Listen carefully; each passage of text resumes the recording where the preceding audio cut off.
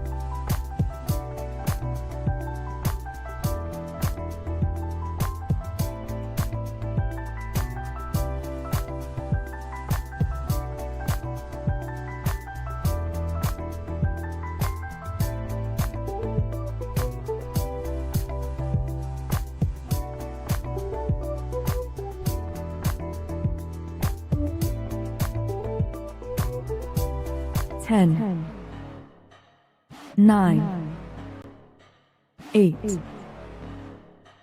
7, 6, 5, 4, 3, 2, 1. No!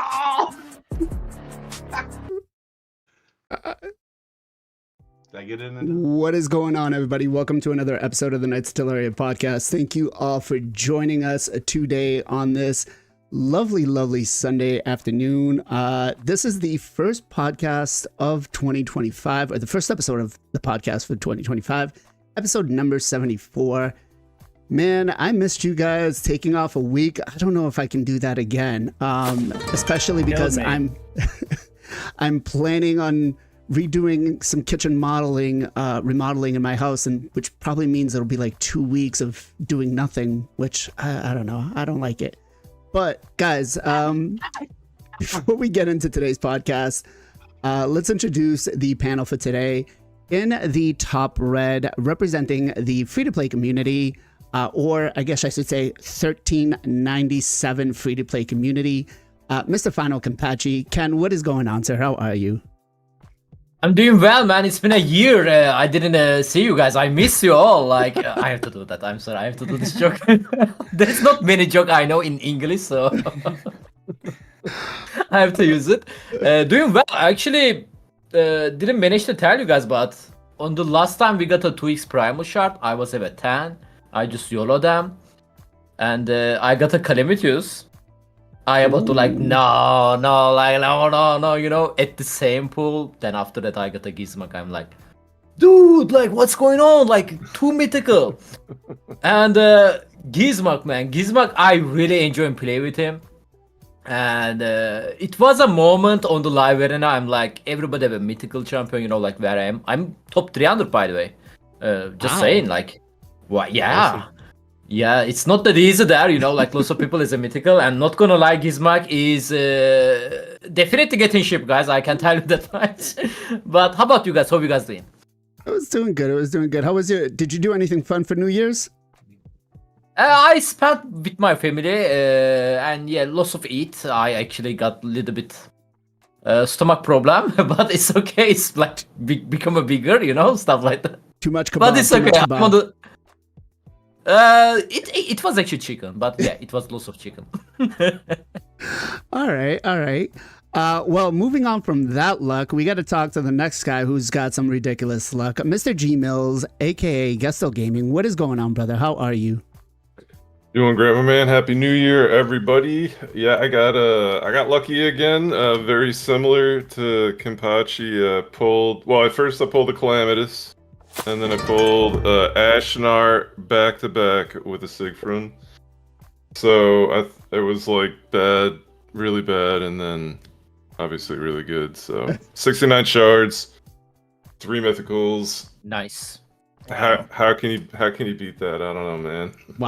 Wow. Where is all this luck coming from? I don't know, bro. Was that? I got RNG on the shards. That was before 2025. Okay, so it was 2024 luck. All right, so we got to see what happens this year. Keep it going. Carry it through. Yeah, let's go. Next up, we got my favorite late night streamer, Mr. MXPJE. What is going on, PJ? Doing awesome. Yeah, like you mentioned earlier, not having last week was definitely a bummer. Missed you guys, missed talking about Raid and hanging out. But yeah, doing well. Happy to be back this week. Watching some football and doing well. No luck like you guys, but hopefully 2025 will start up with some luck. Nice. Next up, we've got the guy who's calling for a nerf on Newt. Which I debated about letting him come back on today because I was like, I don't know if we can really support that. But we got Mr. Airfern. Fern, what is going on, brother? How are you? Doing well. Thanks for having me back. I appreciate it, guys. So, how was your New Year's, brother? It was good. It was relaxing. We actually streamed quite a bit, so it was nice to have some time off of work, but didn't have as much luck with the shards as some of y'all, but it's been good. I'm I'm excited to talk about today's topic, so it'll be fun. Awesome, awesome. By the way, thank you for the sub, brother. I appreciate that. T-Bone, thank you as well too. And last but not least, we got the Dab Master from Texas all the way. How are you, sir? Fantastic. I woke up today in the best of moods, and I sang "Ain't Nobody Got It Better Than Me." Dun, dun, dun, dun. You know, Shaka Khan, 80s. Sorry. So that happened, but no, Dad it's jokes. been good. Yeah, dad jokes. I was testing it out, so got more YouTube content coming, and I was testing that out to see if that was a hit or a flop, and it sounds like it was a flop, so we will not be doing that later. Yeah, so I had a fantastic. I took about 10 days off from streaming. My oldest daughter, who's a senior at the University of South Carolina, and she was here visiting, so we took some time off and just spent time as a family and ready with the batteries recharged to hit 2025 nice and hard like I hit dabs. That's what's up. How are you doing? How was your 2024 into 2025, sir? It was good. It was good. I was on vacation last week, so I got to spend a lot of time with my kids. I was basically watching, I think we watched like almost everything on like Netflix and Amazon, and Disney. I actually ended up watching what is it called? The Greatest Showman with, what's his name? Zach Heffron or whatever, and Hugh Jackman. Oh my God. I think we watched that over last week, probably like 10 or 15 times. And it's just so catchy. So that happened. We got to watch a whole bunch of The Lion Guard. I don't know if anybody knows what that is, but that was fun too. All right. So let's jump into today's subject. 2025 is here. And the first thing we're going to talk about is, last year we had the No Dime December, and some people will argue that it made a difference. Some people will say it didn't. Some people will say it was just a sentiment. But this year, we kind of went off, and Big Papa Druck, big shout out to him, a lot of love, is he's not calling for everybody, but he's very frustrated with the current state of the game. And so he's decided that he's not going to spend. Now, first of all, let me ask you guys, do you think not spending in-game sends a message to Plarium? And if so, like, how effective is it? Let's start with Ken first. I mean, I remember we talked it before. Who was that? J-Gigs. Oh my God, I forgot. Yep, J-Gigs, thank you. And I said, like, I mean, end of the day, it's their job, asking people to not spend it is not cool, they are making money from this job. But Plarium, something is not going well on your side. You need to be like, I don't know, you're still on the holiday, you guys, but you need to come together. And first of all, you guys need to hire the people who actually play the game and they test in the game. Like, I'm actually tired of seeing the bug. There is a bug everywhere. I wonder, did you guys get legendary relics? Are they causing any bug, by the way? I didn't heard anything. Is that because first week there was a bug, second week there is a bug. It's a third week today. I wonder if there is a bug. So I pulled this one, and from what I've seen, it does not have any bugs. Wow. That one's unfortunate, I guess. But it's a mythical. It's not a legendary, so I don't know. Yeah. Also, maybe we are going to talk that about Skull Lord. Why you are buffing Skull Lord? He got a buff before, and he was very solid champion. What do you guys think? Like, why there is 100 of the champion in the buff? Like, why it's a Skull Lord? Why our master didn't got nerfed? They are not playing this game, bro. I'm telling you, they are not playing this game. They have no idea. I think the Scholar Vargal buff was good that he got in the past, but I think this one brings him up to what we actually need for him to do. Like, I mean, I'm not against it, but he was already solid champion, and there is already lots of bad champion. True. Like lots of bad champion. Like before the Skull Lord, which is the champion got a buff before. Like Void Legendary champion, like Mythical champion in the buff. You know, two of them. One of them is chicken, the other one is the Kalimutus. Like 3 mythical, 2 of them is bad. What can I do, right? And with this speed of the buffing, we are not getting anywhere. Like 2 buff, like what? Every 2 months?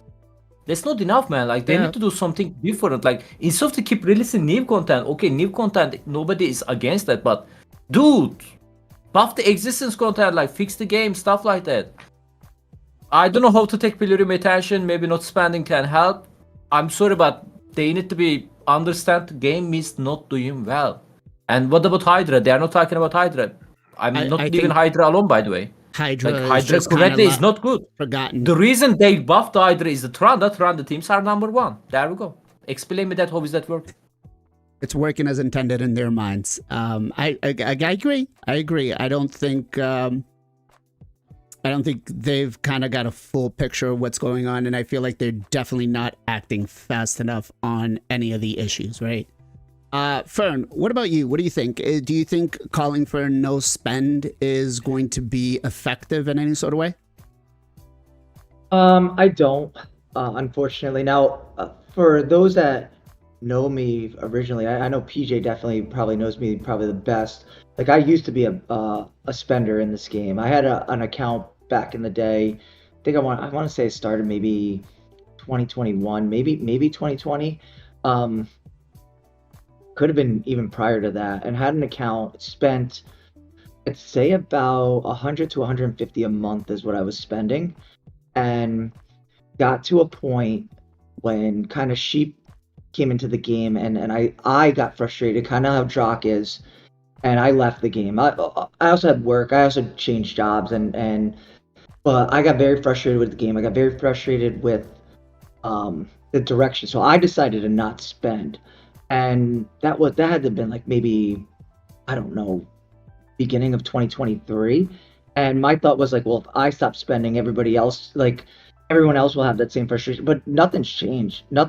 So yeah, even if let's say Drock dropped 100K a month on the game, which I don't think he does, but let's just say he does, and he doesn't spend this month, that 100K is not making a difference in Plarium's pocket. Like it really is, and that's what we're assuming. Like at a high end, I don't think he spends that much. No. Even if he does it for 3 months, it's not. They made $500 billion. That one guy not spending, and again, we're going at an extreme level, saying he's spending an astronomical amount of money, right? He's probably realistically maybe at most spending 10 grand a month. That's unfortunately, I just don't think it's doing enough that it's going to make Plarium say, yeah, we need to change something. Okay. Now, did you say billion or million? I'm sorry. I'm sorry. Yeah, okay. 500 million. That's like Apple stock or something. Yeah. 500 billion. That's a half a trillion. Sorry. No, you're good. You're good. No, it took me for a loop. I was like, holy smokes, that's a lot of money. That's a lot of shits. Okay, sorry. Well, why don't we go to you next, sir? What do you think? Do you think not spending will make any sort of a difference? So I kind of saw this coming out, and like a part of me, like these last 10 days, like when I unplug, I really want to reset my batteries. So I really wasn't on anybody's streams. Like I tried to jump in and participate and stuff, and I just kind of took a step back. So I saw the videos come out on that. I don't know if that's going to make a difference, and I don't feel like this has as much of a groundswell as I felt like No Dime December, but I think the No Dime December was basically in part because of the delivery. I think Jay Gigs was a lot more adamant, and I think it was a little bit more rough around the edges, and more content creators kind of megaphoned that message more so than this last one. But I think the failure in No Dime December was that's right after Black Friday, Christmas, and New Year's, and that's typically when Plarium offers the best deals. So I think the timing on that was really bad. So I think if you're going to try to make a statement, January is probably the best time to do it because you're coming off the back of the sales and you're used to getting, an extra 41% here, an extra 50% here, and then it goes back to normal prices. I think that's the perfect time to do it, but I don't know if there's as much of a groundswell. Now, why they're doing it, there's a lot of things broken in the game. I completely agree with that, and Plarium really needs, I hope, or my New Year's resolution for Plarium is that they really focus on more UI enhancements and stuff, and I will eventually do a video of the things that just irk the shit out of me. And yes, I said the S word, but it just does, and I feel like there are simple things to fix, and maybe I'm naive and they're not as simple to fix from a developer standpoint, but there's a lot of things. And then the other thing is Manticore just switched affinities, and he got a lot harder, and I get that's their new Chimera, yeah. I know, that's an inside joke. Sorry, Chimera. Dang it, Chimera, and that's their new in-game content. But in my mind, why don't they release the Great Hall enhancement to that? Like, just thinking about it, looking back, they gave us the hard dungeons, and they gave us Iron Twin, Sand Devil, and Shogun, but they also introduced those when those came in. And then after a year, they said, you know what, this is actually too hard for most players, and we're going to nerf the bosses on top of you've now spent a year upgrading your Great Halls, and now you have the right speed and the right, accuracy and all this stuff to tackle this content. And now it's a little bit overkill with some of the restrictions they kind of took back on. So I just don't understand their thinking. I mean, I get it. It's brand new content, and they can always peel it back. I know we talked about that when they first released it. Let me jump in there for just a second, Yeah. And I guess this is going to come off as defending them a little bit, but I really feel like not introducing it was not a bad thing. Yes, it is the difficult content. Yes, it is, supposed to be challenging for us, which I appreciate. The problem I feel, though, is because they're very slow to act on issues with the game that affects the community.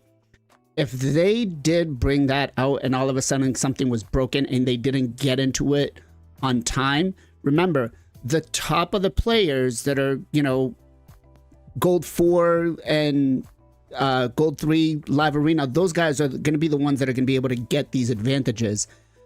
And so I'm kind of happy the fact that they're not putting that out now and they're waiting on it. That way, if any game broken bugs do happen, such as, the whole thing with Marius, should have been dealt, should have never happened, to be quite honest, but it did. But if they leave something like this going on again with like Trunda and stuff like that, I feel like that would just be a bigger problem. So I can understand not giving that up right at the start. Okay, I mean I agree. I mean that's a valid point. And I know we could talk more about this in the future, and it's diverging from your topic, but that's what I do. You know what I do when I do it. But yeah. So going back to your original topic, the spending piece of it, I don't know. I don't know if it's gonna make an impact. I mean, maybe it will if there's enough. I just don't think there was the same megaphone as last time. Mm-hmm. I think last time had the worst timing. I think January is the right timing, smaller megaphone. Big megaphone last time, worst timing. So that's my 2 cents on it. Right. January does bring like the first quarter of the year. Usually a lot of companies that are in kind of any sort of spending or any sort of, purchasing stuff like that, e-commerce, usually suffer around that time because it's after Christmas. I think you're kind of right. The timing is good. The way it was presented was probably not the same. I mean, I think Jay Giggs basically just said, every content creator out there, I'm calling you out. And I think that's kind of what sparked the whole, talk about it, right? Mm-hmm. PJ, what about you? What do you think? I think you can look at this or go about this at a few different angles. I think to impact Telerium, you can kind of do it monetarily, but also it's like the analytics is also a big thing that they're looking at. Right. Probably a little bit more than the money, because the thing with the money is like you'd have to do it for such an also with the analytics, but you have to do it at such a extended period of time. Like 1 month isn't going to be enough. You'd have to do this for 2, 3, 4, 5, 6 months for them to actually like see an impact on their profit or their like analytics. So I think that it's Papa Drock he has like a platform, right? So I think this is all like him making this video is also just a way for him to talk to Polarium and kind of like express his feelings and just get it out there. I'm sure they know that he's not happy. I'm sure in the content creator program he's bitching and Oh, he's very saying vocal. that yeah. So I'm sure this is nothing new to them, but yeah, it's just like another tactic to try to get it out there and try to put in the universe his displeasure. But yeah, I don't know, 1 month of not spending, I don't think is gonna really be enough. I think it's more of just like the idea of like, okay, we're gonna like band together and not do this because we're upset. And hopefully they'll understand like as a community we're really not happy and a lot of people spend and we're like, okay, we're not gonna spend. It's kind of like a boycott, a strike. Hopefully they'll take it seriously and understand that we're not happy, but I guess time will tell. Right. I agree. I think analytics is one of the things that they look at the most, and I think that's where a lot of I guess feedback can be given to Plarium, you know. Crash Bandicoot does bring up a good point. 1 month isn't really going to do a lot. And then again, back to your sentiment, it's, we don't have, it's not like a majority, right? Gestal, what about you? What do you think? Yeah, I mean, I remember talking about this, as Kenpachi said, I guess it was a year ago with Jake Hicks. It's definitely the only way it's gonna be effective is if the whales don't spend. Cause like, I don't know, you or I that might throw $200-300 a month, they don't care about us, I feel like. Yeah. And that's like whatever. The whales, the guys they're guys who are spending ungodly amounts of money. And I guarantee you they're not watching Drock. So they don't even know this is going on. And that's no shot at Drock. Drock's right. He's awesome. That's just these guys with money aren't watching YouTube and Twitch, pretty much. Maybe some of them are. But so like that, my point is they're not even gonna know that this is going on to just not spend for a month, and that's the only way that this would be effective. So I don't know. I remember when this happened last time. I'm like, you know what? I basically have done that. Like as Fern said, like when Soulstones came out, I basically did that. I basically said, "Bro, I can't keep competing with these guys. I'm done." So I'll drop a little bit here and there when it calls for it. But like I've already pretty much tried to stop spending in this game. So. Yeah, that's where I'm at. If I need to, like, I'm not gonna miss out on a champ to, like, for some movement to, like, I don't know, help take down Plarium that'll have really no effect. So, I'm not gonna miss out on. We got a whole lineup of new champs coming out here, and I don't know if I want to miss out on that. Sorry, a little selfish. I'll wait for him to do it. Okay.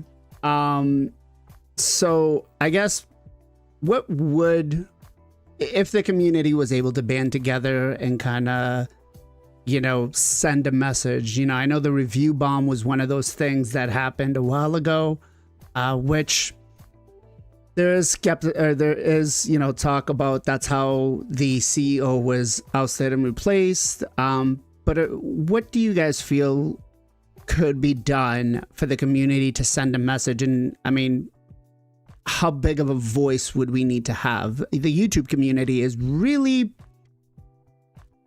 about 10% of the player base, if that, maybe a little bit more. So, Ken, what do you think? If you can find the nonsense. I don't understand your question, man. So,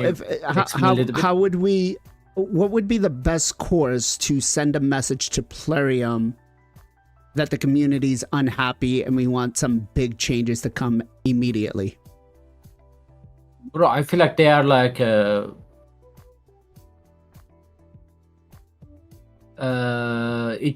are not taking message. Okay. You know?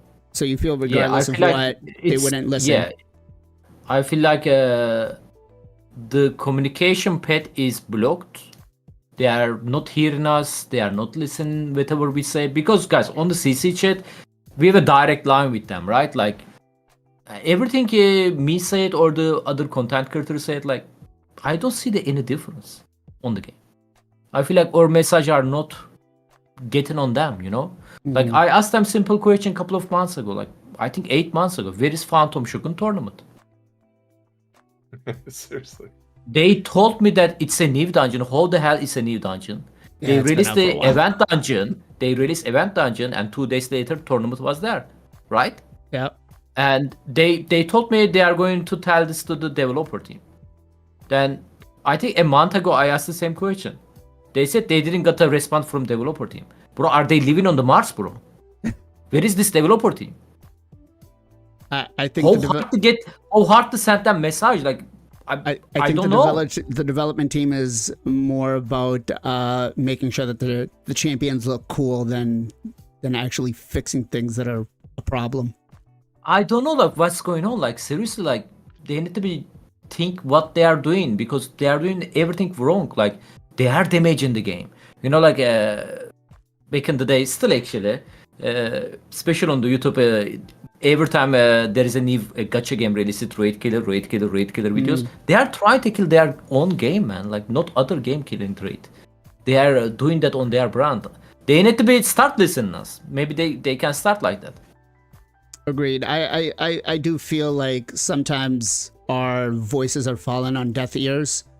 There's very little reaction that we get back when we're unhappy, right? And the reaction that we get is very minimal. So they told us that we were going to get, because of the whole Marius thing or the whatever it was with the Hydra clash or with the Chimera clash, that we're gonna get some what was it, gems or gemstones.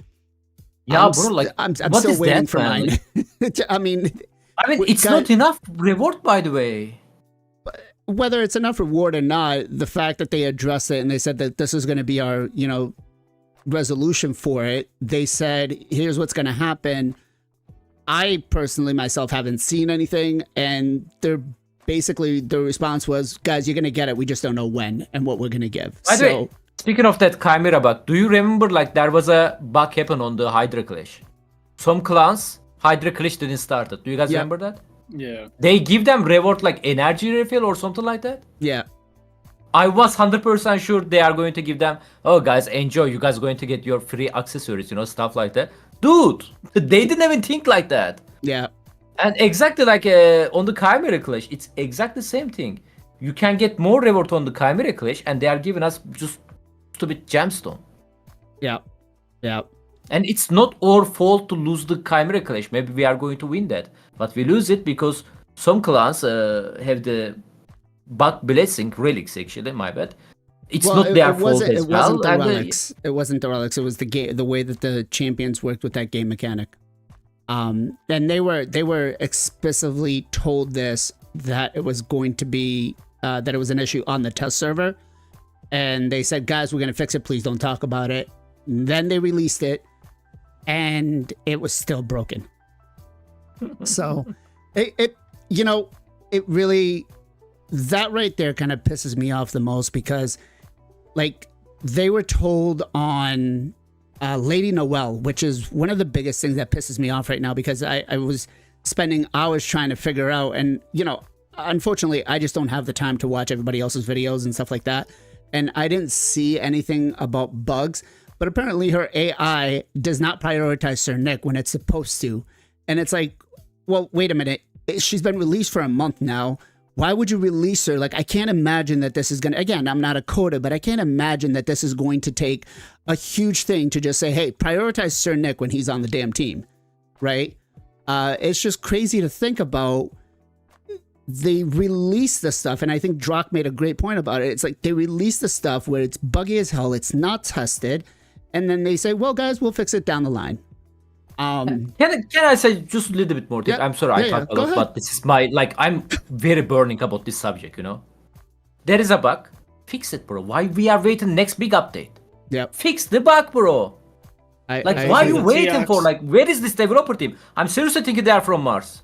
It's taking some time to send a message on them, you know? Well, some of them There's may a be Fix from bugs. Venus. bug. You know, when there is a bug on the sand level, on the release date, there is a single champion knock that is, you know, basically soloing the boss in 7 seconds.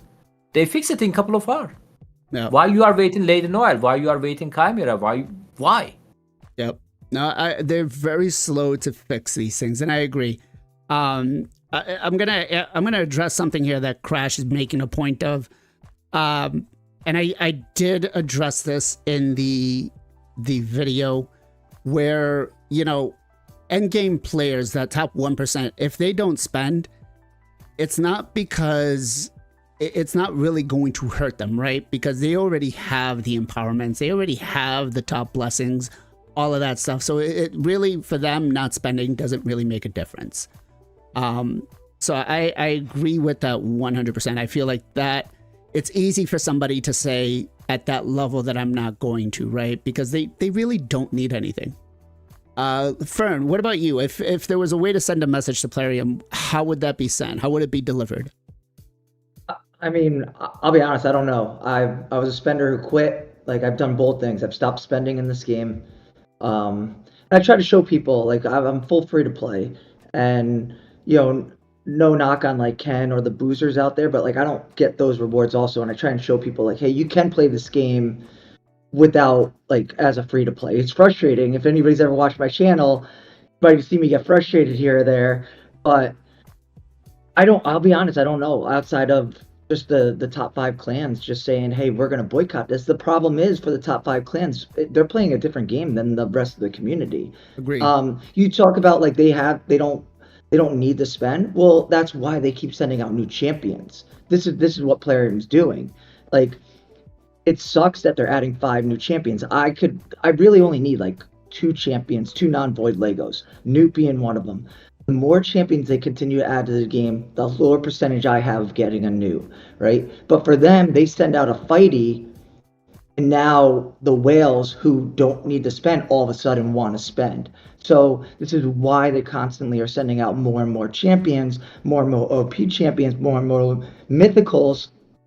So now they're incentivized, like they're gonna continue to spend. Because you're right, like if it would just stop, they would stop adding legendaries.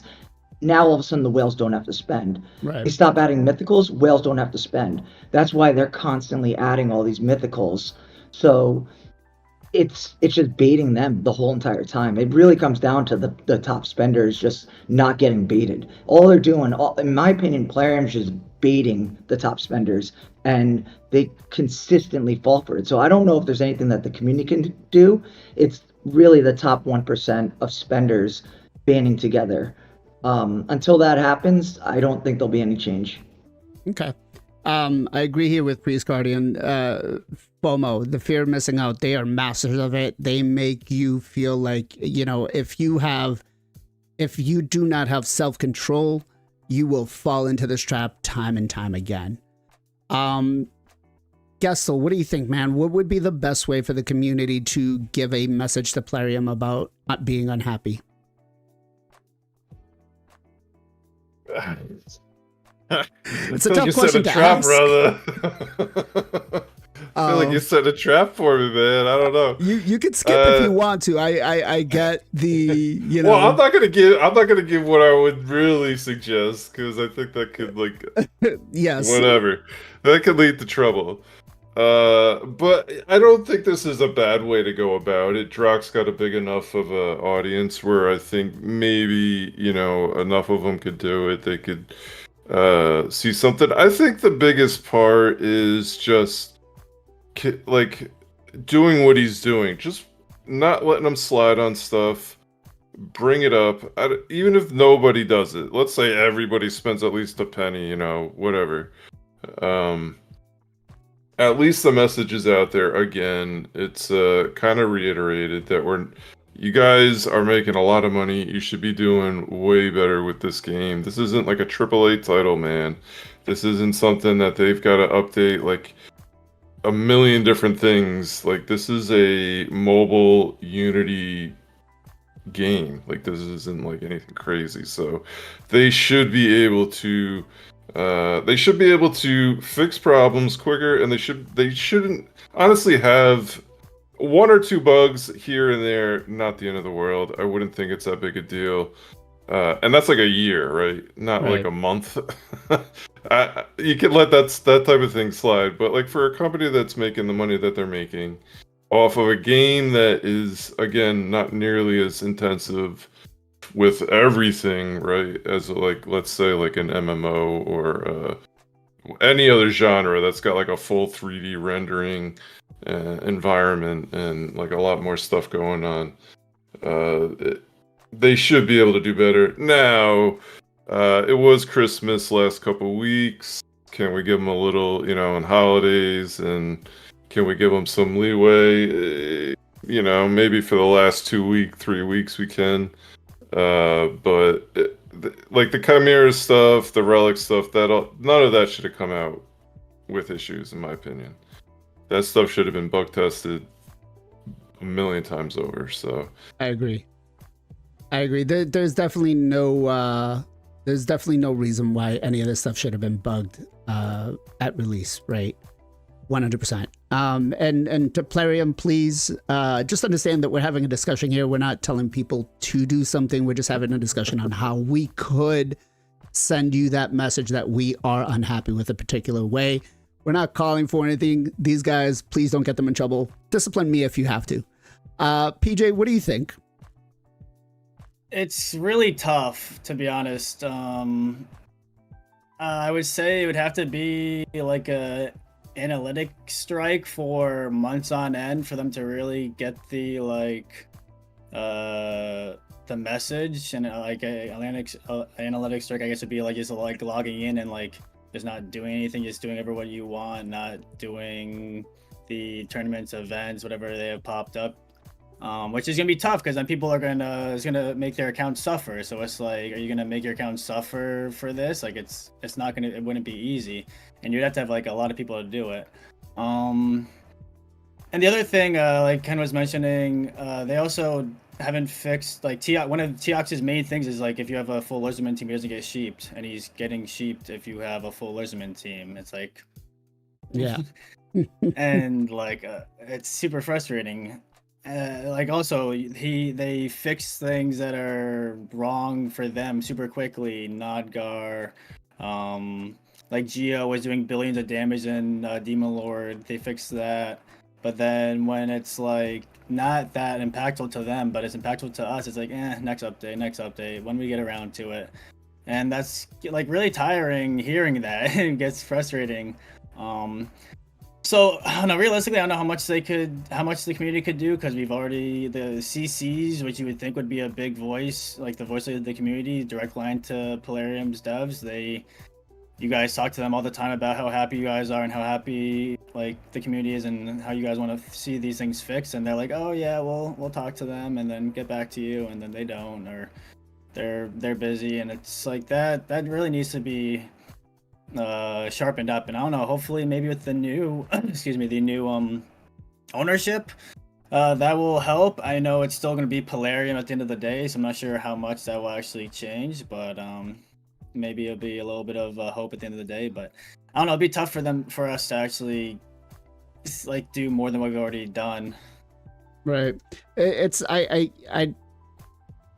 think it was who was it? Murder Inc. that always said, listen, the company only cares about one thing. They care about their analytics, which is obviously, they make us do things like do live arena, right? Because they want to push us that way. They make us do, they give us the quests to go in and do Demon Lord, to do, Doom Tower and stuff like that. So they push their analytics not in ways or they push the content not in ways for the player base to enjoy it.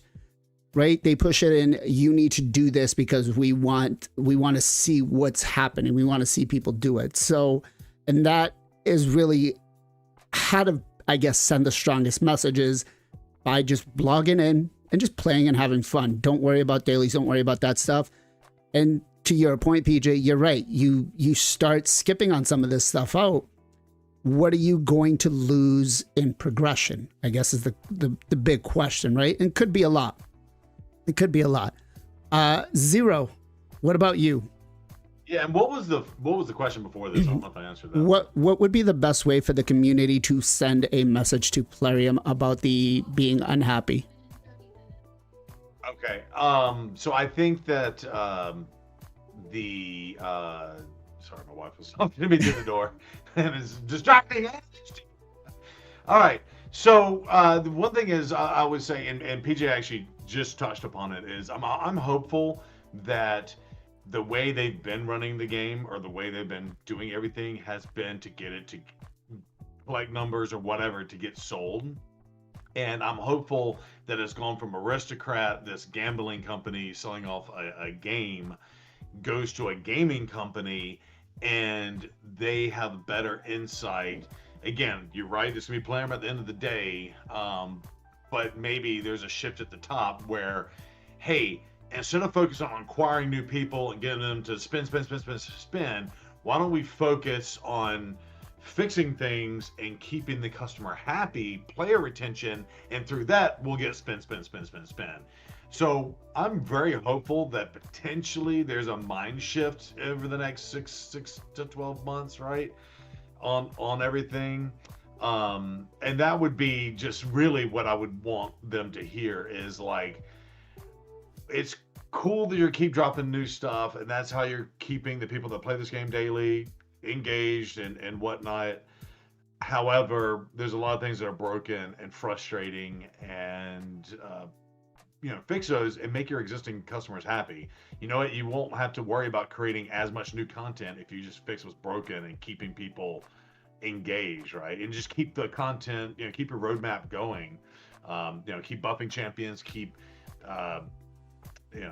they've added a bunch. That's what I feel like. They're just like, hey, we feel like we have to add, and break, but we're not going to fix anything that we've added that needs to be absolutely fixed. And that's where I think they've been. So that is hopeful, my message. How can we send them that message? Hopefully they just listen through to the CCs and more content. I don't know if the money's going to really do anything. I think player retention numbers, again, it goes back to what you said, analytics, metrics, that's where we're probably going to hit them the most. And hopefully if they can maybe do that mind shift for like 3 months and focus on fixing things, and maybe they see their existing players log back in, hey, we fixed this thing, come check us back out, and then people start playing and staying. That would be, what I would hope, but that's wishful thinking. Okay. I know, that's wishful thinking. Well, you brought up a great point there with the, just fix with what the current issues are. Let me ask you, chat, this question goes to you as well too. Would you guys, let's say over the next, I don't know, let's say we be generous and give them 3 months to fix every single bug in the game, and just not give us any fusions, not give us anything crazy, just keep the stuff that's currently in game and fix what happens there. If they just left it as it was and just kept releasing bug fixes and just little minor upgrades to things, would you guys be satisfied with that without having to get any new content? Ken? Of course, man. Like, they need to give us like a more clear. I want clear. Like, hey guys, there is an issue right now. Be aware of that. We are going to try to fix this thing. Give us some time, bro. There is nothing wrong with that. Like, the things can take some time, but I need to know what they are working on it instead of to keep releasing new content. I'm not against the new content, but I know the upcoming new content also going to be buggy. Like, man, back in the day. Actually, some of you playing the game very long as me since 2019. We was asking content. Literally, subject was content. Today, bug. I guess right there you're kind of saying, we brought this on our own, on ourselves, where we asked for so much more stuff, but it wasn't getting released. And I mean, yeah, I guess you can say that. No, I get it. We did want more content. The game back then was very stale. You only had dungeons, you had clan bouts. There wasn't a lot of things for us to do. The game has evolved 100%. But I guess in the good way. Yes. In the good way. Yes. Definitely in a good way. Like, I'm not against that. Like, game going good way. It's going a little bit more pay to win, especially after Mythical Champion release it, because it's super hard to get a Primal Shard as a free to play. But I understand that. Of course, they need to make money. There is nothing wrong. It's a free-to-play game. This is always the things are working. I'm happy about the game. I still enjoy the game. I wish they are a little bit more careful. That's all I want. We are not test player. Right. We are not beta tester. This is not a beta game. Okay. I'm reading a lot of chat here. Chat's like, at least we need to get some fusions or stuff like that to keep us engaged, to keep us chasing, going after this stuff, or else the counts or the game would get boring. Which I guess is true, but I would say, you know, the fusions and the champions that we go after, how many of those do you actually have built and are using, right? Because I can tell you myself, I don't have a lot of books for some of these champions that I would really love to play with. You know, I don't even know if my Skull Vargal is booked or not, but you know, him coming in, I'm gonna need books for that. I don't even know if he's ready to go, right? Fern, what about you? What do you think? First of all, I'd say this. Like, I know, like, a lot of us here are end game, late game. Taking away a fusion every month, I think, would be really bad for newer players. I got somebody in my chat. His name's Kai, and I think he's like 100 days in. And he just got Lady Noelle, and first fusion he got done, and has been a game changer. So, like, taking a fusion away, I get, like, for players that have played the game, not having that fusion, but guess what? You don't have to go for the fusion. If the fusion could be there, that doesn't mean you have to go for it. But taking that away from younger accounts, I think, would be really, really bad. Now, I do agree. See, I'm in a spot. I'm 16 months full free to play. I have 60 legendary books. 60. Because I have legendaries that are not booked because I don't have. The problem is 80 to 85% of the legendaries right now are absolute trash for endgame. That's a massive issue. I have 60 legendary books because I have so many legendaries that aren't going to help my account progress. I do think having the fusions every month would be good. Stop sending out like this. It's nice. Hey, awesome! You're doing a thing with Alice in Wonderland. That kind of stinks for an account like me. Again, adding too many champions to the pool, I think, is really bad. Quality of life, I think it was Image of Steve. Let me see. Quality of life, bugs, balances, and champion buffs would be 1,000 times better than new champs and content. Completely agree. Everything right there. They had the year of PvP. How about having the year of quality of life? How about the year of listening? How about the year of community service? Like that would be nice. That's what the community would love. Is just saying, hey, we hear you, but they've been in profit mode for the last couple of years since Scragamore took over, and it's literally been like, I don't care what the community says. Like, it's falling on deaf ears because it feels like what we're saying is falling on deaf ears because it is falling on deaf ears. And it's been the frustration with the game. I don't think the only thing I think could help is if MTG comes in and all of a sudden they start seeing negative money. The problem is Plarium made they didn't make money, but they broke even last year with what they did the year prior, so they're not losing money. But if MTG comes in and now all of a sudden they take a little bit of a hit, they're gonna look at this and be like, oh wow, we just spent a lot of money on this and our product is not making as much money as it did last year. What do we have to do? And I don't know if MTG's done enough research to know how frustrated the community is. Right. Very valid points on all of that. I can't disagree with any of that. Gestal, what do you think? Wait, what was the original question again? I got lost in Airfern's eyes there. You got lost in Airfern's eyes. Shit, no, I forgot what the original question was. If we stopped if we just focus on right, if they just focused on fixing what's currently wrong in the game, would you be happy with that over the next 3 months as a player?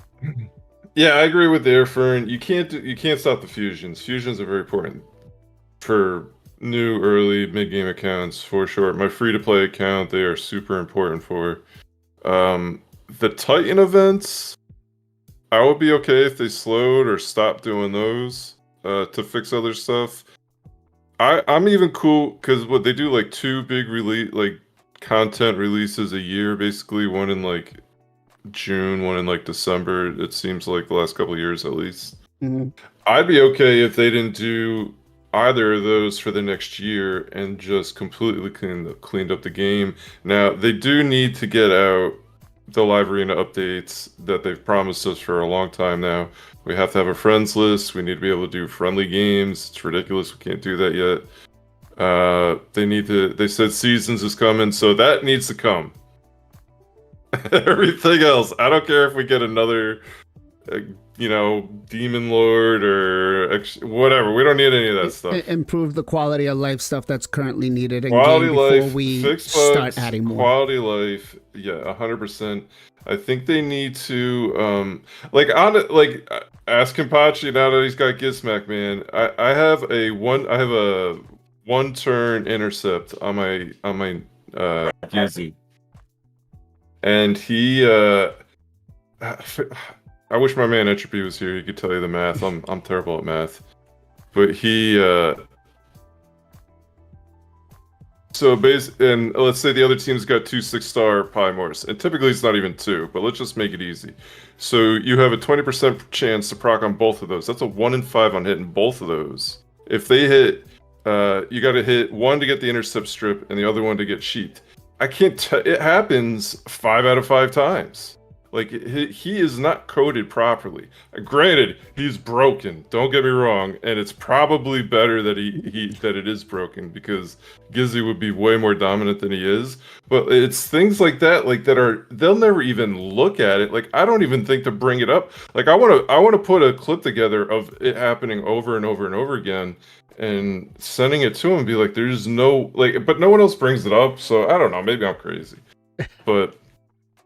I don't think it's coded correctly. And there's a million other things like that I'm sure are problems as well. So please clean up the game. We have plenty of content for the next year. Chimera is going to take forever with all the trials. That's going to take forever. Whatever. Like, we have, there's too much to do now. Like Kenpachi said, we used to beg for more. We're good. We're good with content. Fix it. Clean it up. Fix what's currently in game. Give us some quality of life changes. Maybe give us 1 fusion a month, but don't worry about other content. I think they have to keep the fusions. I agree with Airfern, and I was going to say that before Airfern said it. I think it's pretty important to have it, because from my free to play standpoint, I rely on those. Like, now I don't go for them all, but what's her name coming out? Noelle. I mean, she's insane. 3-turn AoE revive. Like, bro, who couldn't use that? It's insane. I feel like for the fusions, the right answer for that would be is don't make them 2 weeks long, right? Take a page out of, Watcher of Realms. Watcher of Realms did a great job where it's not set in just 2 weeks. It's over, I believe it's over the month, right? I think it's like 21 days or something like that, where there's different events that you can skip. And I think something like that would be much better. That way we can pick and choose what we want. We get a week off, right? And it spreads it out rather than just kind of grind every single day. That's gonna mess up that player retention. Yeah. All right, since you wanted to talk next, why don't you give us your opinion? Yeah. So first of all, was I muted? Could you not hear me when I talked? Okay. Kind of muted. So I want to apologize to Chad. Brand new computer. Yeah, you fixed your mic finally. Yeah, first time, and probably sounds good too. God, so embarrassing. So my wife was coming in and chatting with me, and now y'all heard all that. So that's embarrassing. So I apologize to my co-host and everything. New computer issues. Who dis? Yeah. So what's the original question? I'll get back to it, because my brain's been focused on that, and hopefully my mic sounds better now. Sounds good. Yeah, it sounds Yeah, good. way better. So Damn. would you be okay with just not having content being pushed out and just having all the bug fixes for the next, however, let's say 3 to 6 months? Yeah. So I think Fern said it best. I think, especially with the new accounts and stuff, you're gonna have to keep at least that schedule. I would pose it a better way. About every 6 months they release some new big content, right? So Sin City, I forgot, was in the middle of last year, and then we just got Chimera and all that.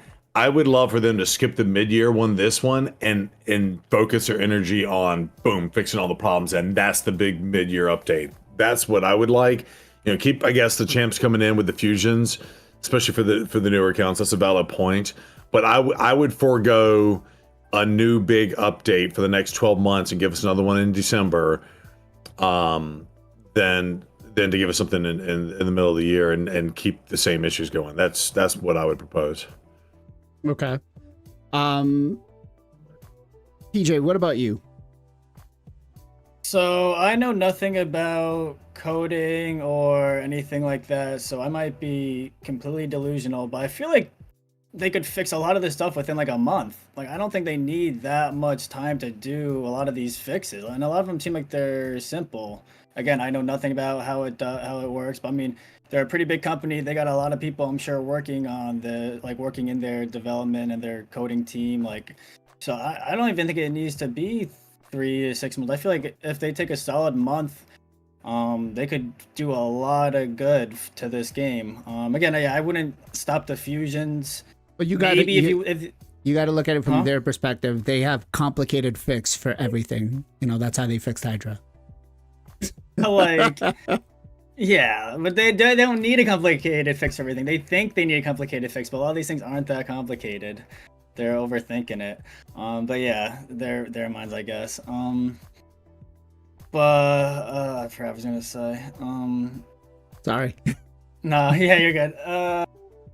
Complicated fix, Hydra. They don't need that long. Yeah, no. It. Oh yeah, the fusion. Yeah, I wouldn't stop the fusions. Maybe if you want to do like 1 month no fusions, give people a break, and they could do it then. But I definitely wouldn't do it for multiple months. I think they're important for the game. I like, even as like an end game player, I like doing fusions. I think it's just something to do in the game. I think they're fun to do.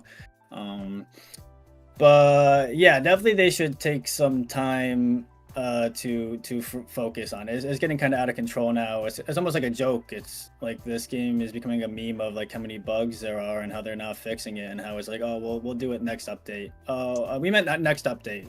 No, not this update, next update. It's like, how much can they just keep pushing it down the road? So yeah, I think it'd be huge for the player base and just some confidence. Give the player base confidence in the game again, that they're actually caring about other things than just money. Okay, so Broken Shadow Legends is what we're going to start calling it then. So there's definitely a lot of things that we do need to fix, and there's definitely going to be a lot of ways that we can give our, have our voices echoed. For me, I log in, I play the game, I do what I want to do. I don't really worry about chasing every single thing. I'm very vocal on my rant videos to call them out when they do something, and that's the way I express it.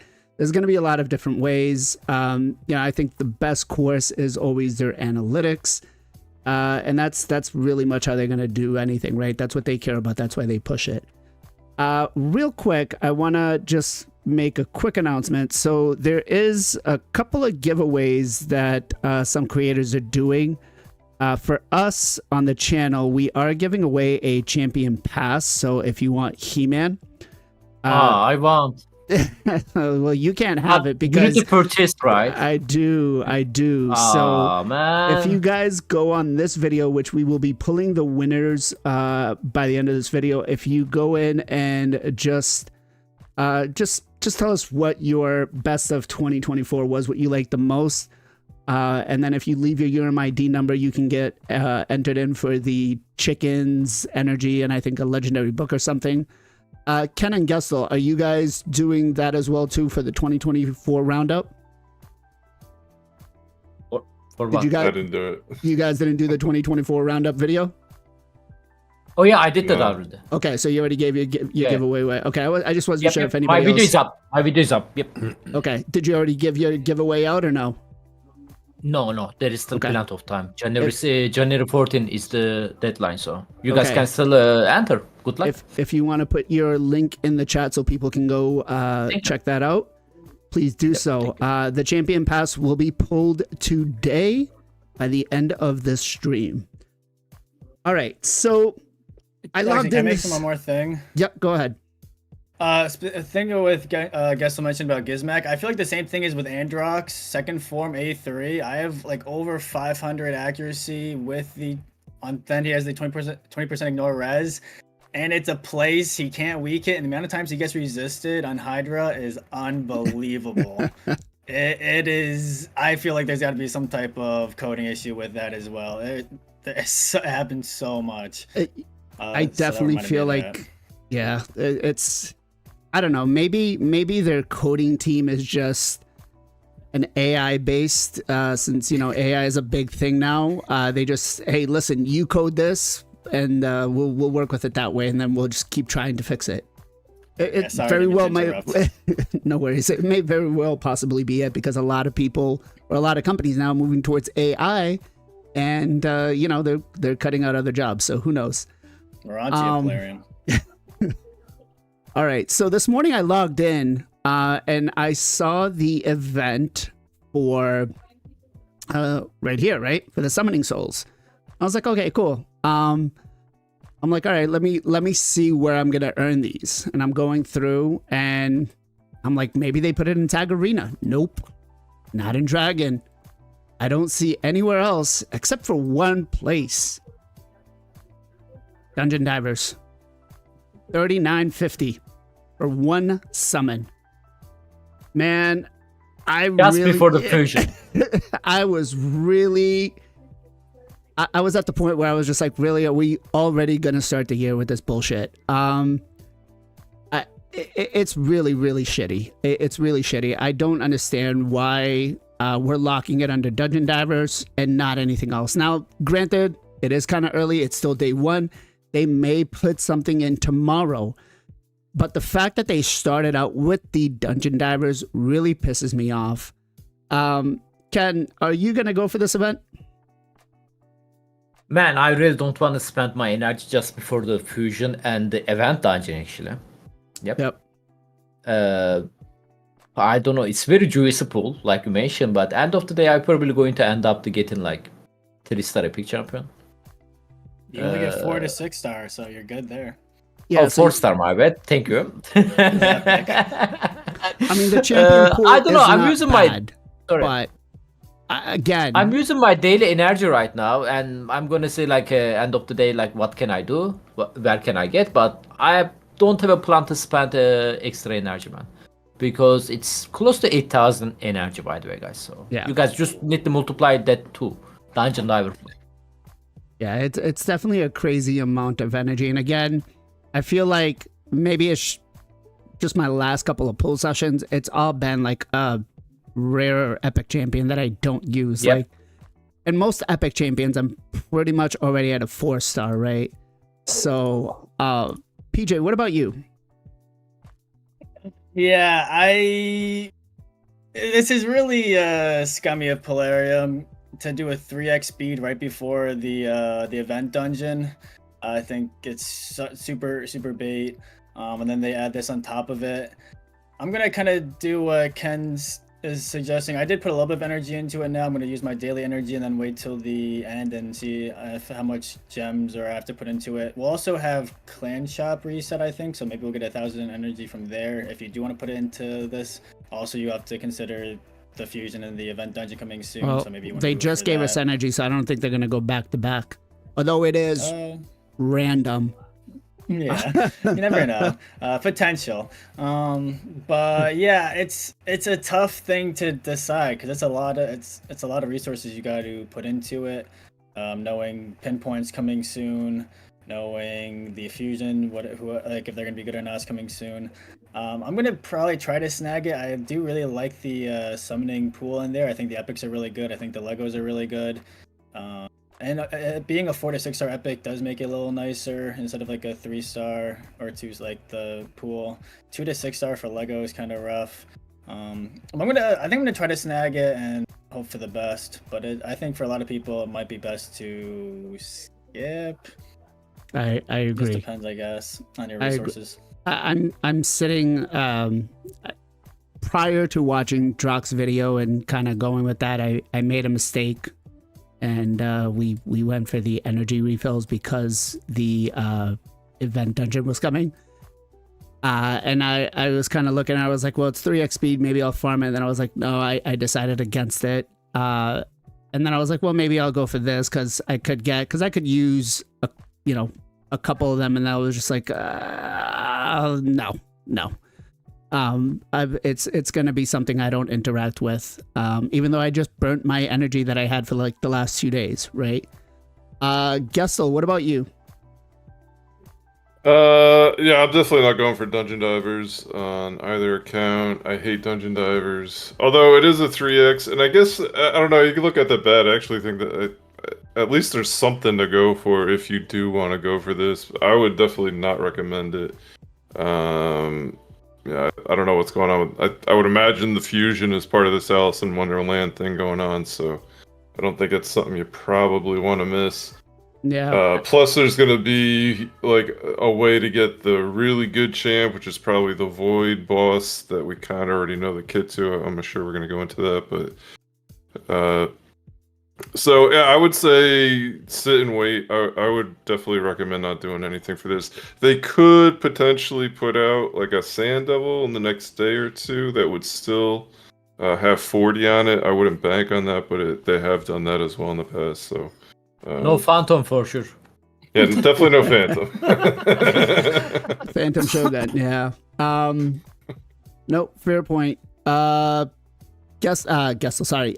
Zero, what about you? Yeah, I think this is kind of bad. But for the low price of $40 or $30, you can buy 7.5 of them if you really want to pull for these things. But yeah, I think it's tough, right? Right before the fusion, they drop this. But this is kind of like their MO, right? And they say, well, you just don't have to do everything in the game. So yeah, mine's lower because I don't spend as much as you. But yeah, look at that. You can get 600. One day. That's all it did. Yeah, that's funny. It just snaps you right up. Yeah, and I'll say this, and who was using Gizmac? Was that you, FinalKenpachi? Do you have a 4-star blessing on your Gizmac? Man, like, I actually don't want to talk about that. Like, on the last 2 weeks event, Prism, we got like last week, my clanmate is come. He asked me to pull his soulstone, okay? I pulled 2 6-star Gizmac on it. 2 6-star Gizmac, bro. You actually don't want a 6-star. You want 5-star below. 6-star, you get destroyed with Marius, right? Yeah. I mean, I still take it, to be honest. I mean, yeah, you still take it. Yeah. Then lots of people on my chat, they are like, hey bro, I got a 6-star Gizmac, I don't have it. Man, then I feel like, I think there's a bug, There's a bug, I think. I opened everything, man. Everything. I purchased everything on the shop, currency shop. Nope, not even Gizmac, dude. Wow. Yeah, I have a 3-star, by the way. I have a 3-star. Okay, gotcha. That's nice. And that helps too. I only have two for mine, but I've gotten to the point now where I get all these great champions, and that's fine. But where the power creep has gone in the game, if you don't have at least a 4-star on your nukers, you're just not hitting hard enough at the top end of Live Arena, in my opinion. Gestal, you're the Live Arena specialist. But I just feel like as soon as I got my Taras and as soon as I got my White King Narcies with a minimum of 4 stars, their value just went boom. And then I try to use my Gizmac, and I'm like, God, he hits like doo-doo water.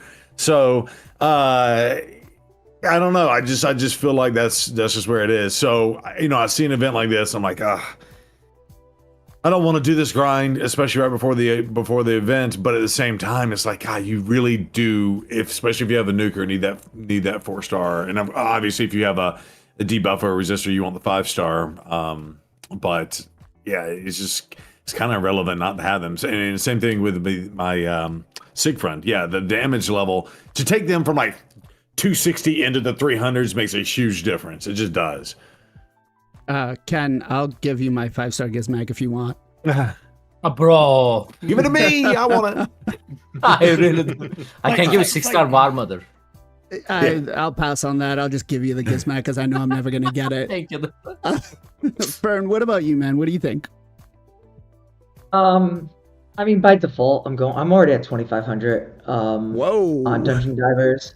When I saw 3x speed, right now, the last month, I've kind of gone hard at 3x speed. I went in with about 17,500 gems. Right now I'm at like 16,600. So I was going in like I know that the pinpoint dungeons. Hopefully it's going to be up for as long as it was last time as well. So there will be other opportunities. There'll be opportunities to get into the pinpoint dungeon at any time. But for me, it's just getting my team a lot faster. Is right now my fastest champ is like we're not that fast, so I need to get more speed. I think. I mean, we're still young, but we're. What is my fastest champ? 377. So I do want to eventually push this up higher and higher, especially if I want to start doing a little bit more. Like for me, it's just I do the hardest content. Gestal thinks he does the hardest content in the game with live arena and game live arena, but I do silver tag arena, so I actually do the hardest content in the game. So Silver tag is the hardest content in the game, bro. I don't know, man. Crazy. Like I don't like the arena. I want think, 3 versus 3 live arena. oh, that would be fun. But I feel like that would just take too long because you'll get that one guy that just AFKs. God, I hate that so much. 3 times this week I've had it where the guy I'm facing in live arena just AFKs, and I'm like, what the hell, dude? What the hell? Like, I swear to God, champion, you know? I feel like I'm punch him in the face if I ever find out who they were. It's just so annoying. Plerium, if you're watching, give us a report button for that shit. That way, if somebody does it, like, we just don't face that player again because of how bad they are. And if you're that player that just AFKs out of that, don't do that. Don't be that guy. Don't be that guy. But yeah, I think this event right now, not really worth it. And again, I may say I'm sorry. Doubt it though. Unless something big comes. Usually they tell us like, this will show us the day before it's supposed to go live, but just putting it on a Dungeon Divers is really, I think, really shitty, Pelarium. This is not what we want to see starting 2025, right? All right, let's talk a little bit about the Alice in Wonderland event. Now, I don't know if that's what it's going to be called, but they've dropped a couple of hints, right? And we're going to be looking at the skills for the new boss. I kind of like that they're showing us prior to this, right? Prior to it going live, at least we kind of know what to expect. It sounds like the new boss is going to work a lot like Odin. So probably going to be a void champion, probably going to be very difficult to get. We know how it's going to work. Although, like the Father or like the Asgard Divide event, I don't think that this is going to be in-game permanently, right? I think this is going to be a collaboration where there is a set time frame, and after that, it's over and gone. So you know what that means. They're going to cash in on that FOMO. So take a look a little bit. Go ahead. Yeah, just question on that. So I think in Alice in Wonderland public domain, just like Thor and all that stuff. Yep. Is it? Yeah, it's public domain. So I think if you were to just to stay on your topic, right? So we had the first one, which was the Blade Master stuff, right? Rathalos, yeah. Yeah, and I think because that went away, that kind of left a sour taste in your mouth, like, especially for the people that tried to get like the Archer or whatnot, was probably the best of the crew, which I didn't get. But like with this one, yeah, I didn't get the Odin on this one. However, Odin is not permanently out of the game, so I'm hopeful because it's a public domain IP that it'll stay in the game afterwards. So I don't know, but yeah, okay. Keep going. Chat's definitely saying that it's public domain, so maybe it is. I don't know. To be honest, I've never even watched Alice in Wonderland one time. So all I know is the Queen of Hearts is off with their heads, right? Which let me ask you, who do you guys think will be the Void champion? Who do you think this is going to be? This skill kit's going to fit on? Is it going to be the Queen of Hearts? Is it going to be the Mad Hatter? What do you guys think? Zero. Yeah, I think because in their turn meter on this one too. Yes. Yeah, so one would think it's going to be the Queen of Hearts, right? She's like the big baddie in the lore of Alice in Wonderland, and Mad Hatter is, well, he's independent, but he like assists Alice and stuff like that. So I would think from a boss perspective, it's going to be the Queen of Hearts, and the fact that her passive is kind of like an anti-buff, kind of like an anti-Siffy. So what better way to bring like the Queen of Hearts to go fight the Queen of Live Arena and kind of counter what she's doing? I think that would be cool. That would be awesome. However, I see the turn meter stuff, and you would think Mad Hatter would be a time or turn meter manipulator with his pocket watch and his whole thing. So I don't know. We'll see. Again, I think if I think it's a boss, it's probably going to be the Queen, because it doesn't. I don't know if it feels right if it's the Mad Hatter. Okay, so you're saying the Queen of Hearts, PJ? Didn't we see a video, or like they posted a video of like a Queen of Hearts kind of boss coming in? You guys see that? Was it the Queen of Hearts, or was it the Mad Hatter looking at the watch with like the head on the ground? No, it was like the There's Queen of a Hearts, one more like video. walking in, and she was like dragging like this like giant like thing, and there was like hearts all over. Let me see if I can find it while we kind of go through this. I can't give yeah. you link. I'm Okay. pretty sure it's Queen of Hearts. Gestal, what do you think?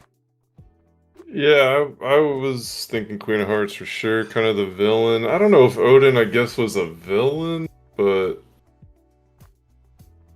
yeah, I don't know what makes me think that, I guess. I just feel like she probably fits the mold the best.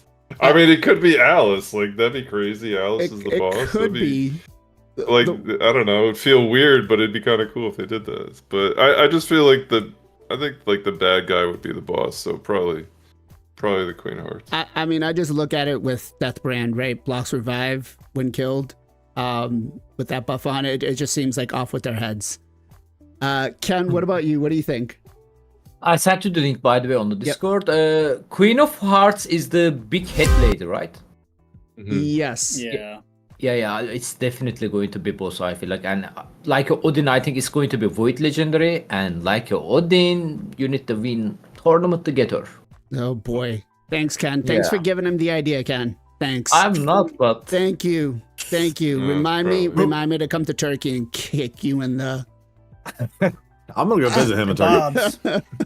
In the kebabs. No, Yeah. before you play this, you brought up a fantastic thought. It's a new mechanic, right? The branded mechanic. And is she saying off for the head because she's allowing someone else to do the guillotine and cut off the head, right? Yeah. So the branded is that it's you're targeting them, someone else kills them, and then boom, block revive and off with the head, right? So There yeah, I you think that's go. what it is. Fern, what about you? Well, I've actually never seen Alice in Wonderland, so I'm just gonna go with whatever you guys say because I Okay. I Queen of couldn't tell you Hearts. that many characters. Yeah, Queen of Hearts, because I don't know anybody else outside of Alice for the well, it was a movie, right? Or was it a Yeah. book? Book, I don't even believe. know. It was a movie or... wait, which one was it? The book What's- originally. It was a the- book like 100 years ago, and then What's- Disney Yeah, did a from, like, movie in the 1920s. 60s and 70s, and they made the Cheshire Cat very much trippy. What's the So it was one like that has during the hippie age. Lewis Carroll. The girl that clicks her red shoes Caterpillar, together and yeah. says... That's Wizard of Oz. Oh, okay, yeah, Yeah. that's the one I've watched with my kids. They have I done watched some the Jack Sparrow version. like gruesome like horror Alice in Wonderland theme. There was a game which which is kind of the cool. the teaser image was the lock and key and the block path from the game. So I'll look for that, Blaze, and I'll send you a link. All right. So, first of all, they're just re-rinsing. They're not doing any new graphics for the dungeon, which I don't like. I don't mind it Oh, okay. All right. We see. Yeah, the- there it is. But maybe that's the executioner. get But to it sounds see- like high heels, doesn't it? Yeah. I think that's Alice, and I think Alice might be the fusion. Or she might be the free login champion.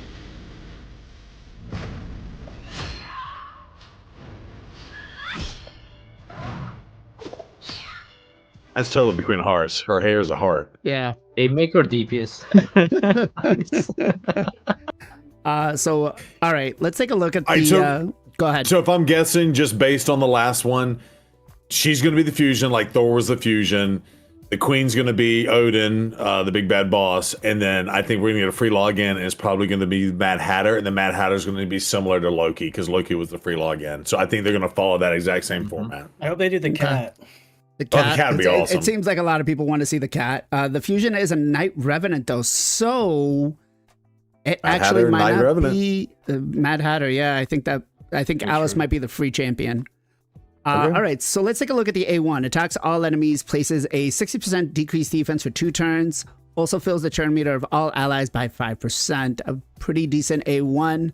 2 turns. Legendary champion, obviously. So we've got to have at least that. Ken, good, bad, meh. A1 skill. Yeah. Yeah, I'm trying to think like what we are going to use. People saying like use the GNAT. I'm sorry, Air fan. But we don't know if this was going to be like squishy like a Odin, right? Like Odin wasn't hitting hard.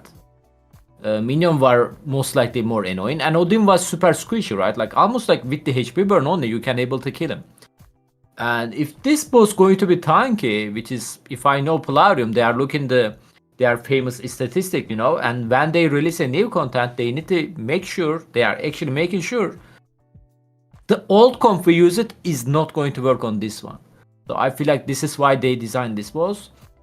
And AoE decreased defense is going to be annoying because this boss has quite a lot of accuracy. Odin was have a lot of accuracy. And champion like Blade Master, he's also was super good, right, on the previous Odin version. Blade Master can be nice. Protected block debuff can protect you against that.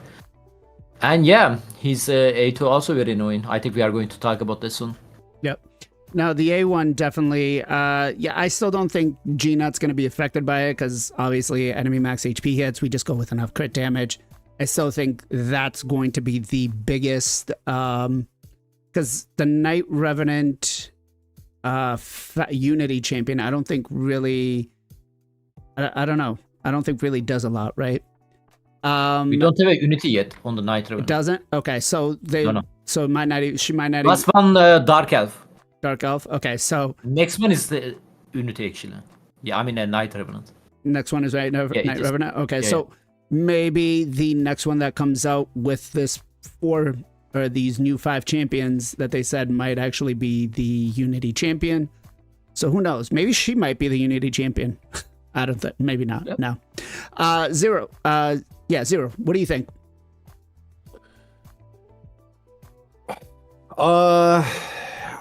Yeah, it's good. Okay.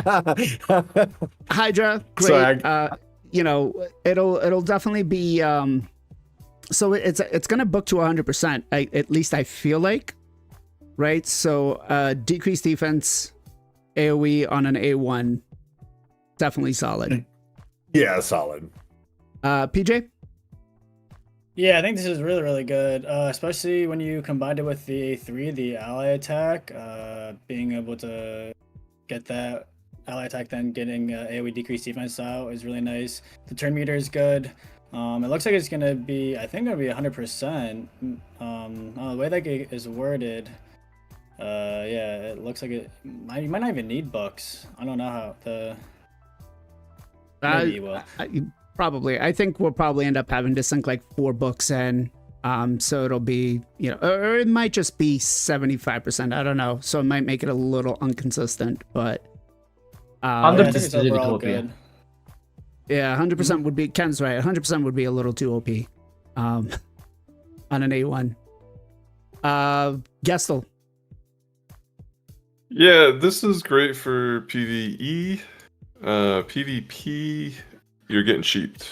So, I'm guessing a very good PvE. Although I don't know, I feel like Fear is solely PvP. We're gonna move on to that, but AOE on an A1 is always strong. Obviously, decreased defense it's not what it used to be, but it's still amazing. Especially depending where your account's at. But yeah, there's no way it'd be 100%. I would actually be surprised if it is. I'd be surprised if it books up to 50%. Okay. Don't they First, usually have it in the move though, like 50% to place, a 60% chance decrease defense? yeah, that is true. They usually do say that it's going to be like a 50% chance to place That's why I'm thinking that particular it might not, buff. Yeah. I don't know if we're getting the full description though. Is it just a? Yeah, I think these are just Just intros. teaser, yeah. Yeah. So maybe. I guess we can assume that it's going to be 100%, but I'm trying to see here what other champions have that.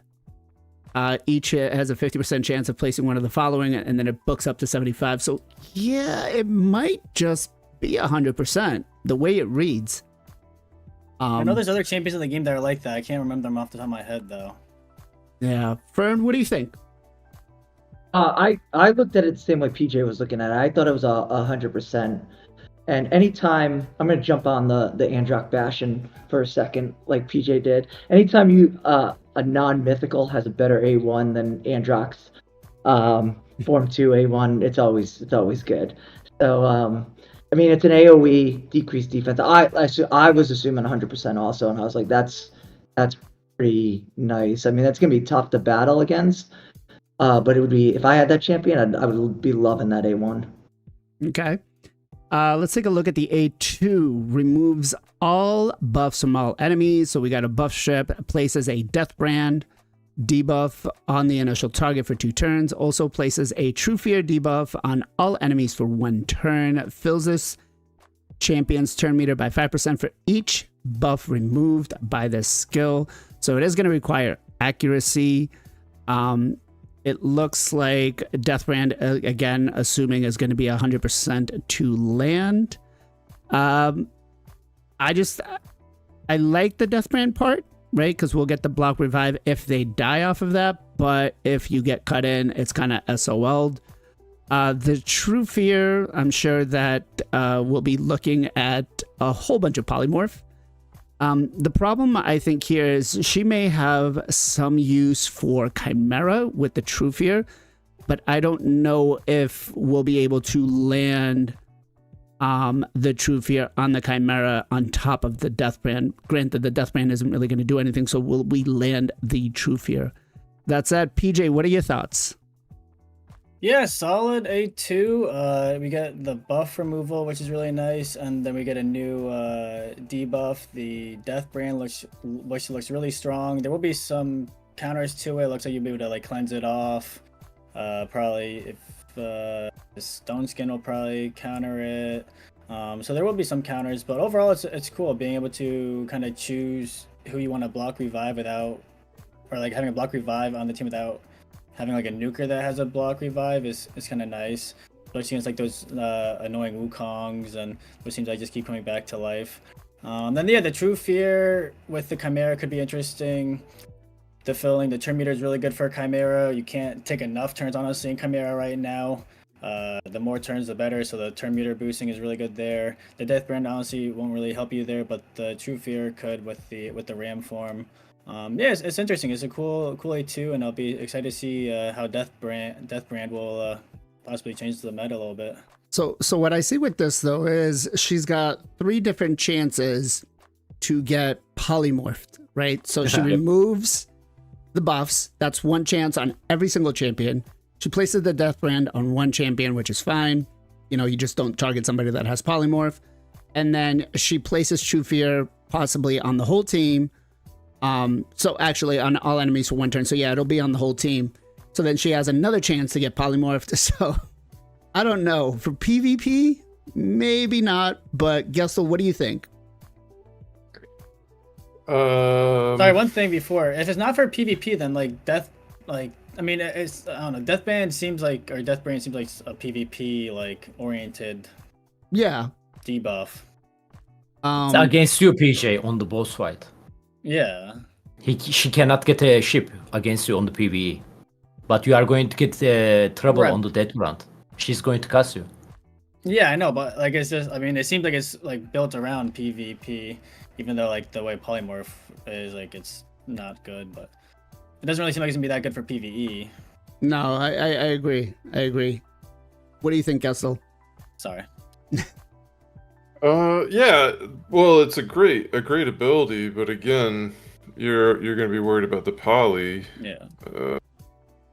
You know, I think you want her to be fast, right, with the A3. But I don't know. I think you want to build her fast, right? So maybe you could go a 9-piece. What's it called? To get the 3-turn intercept and pinpoint. You know, so maybe that would be the way to build her for live arena. I guess that's what I'm leaning, because yeah, it's a great ability, man. I mean, get rid of buffs is huge. This Death Brand sounds pretty good, and True Fear is really strong, but you know, it's a 50-50 type of thing, which is annoying, but when it works, it's amazing. And but yeah, it's just debuff after debuff after chance of getting polyed, especially with the A1.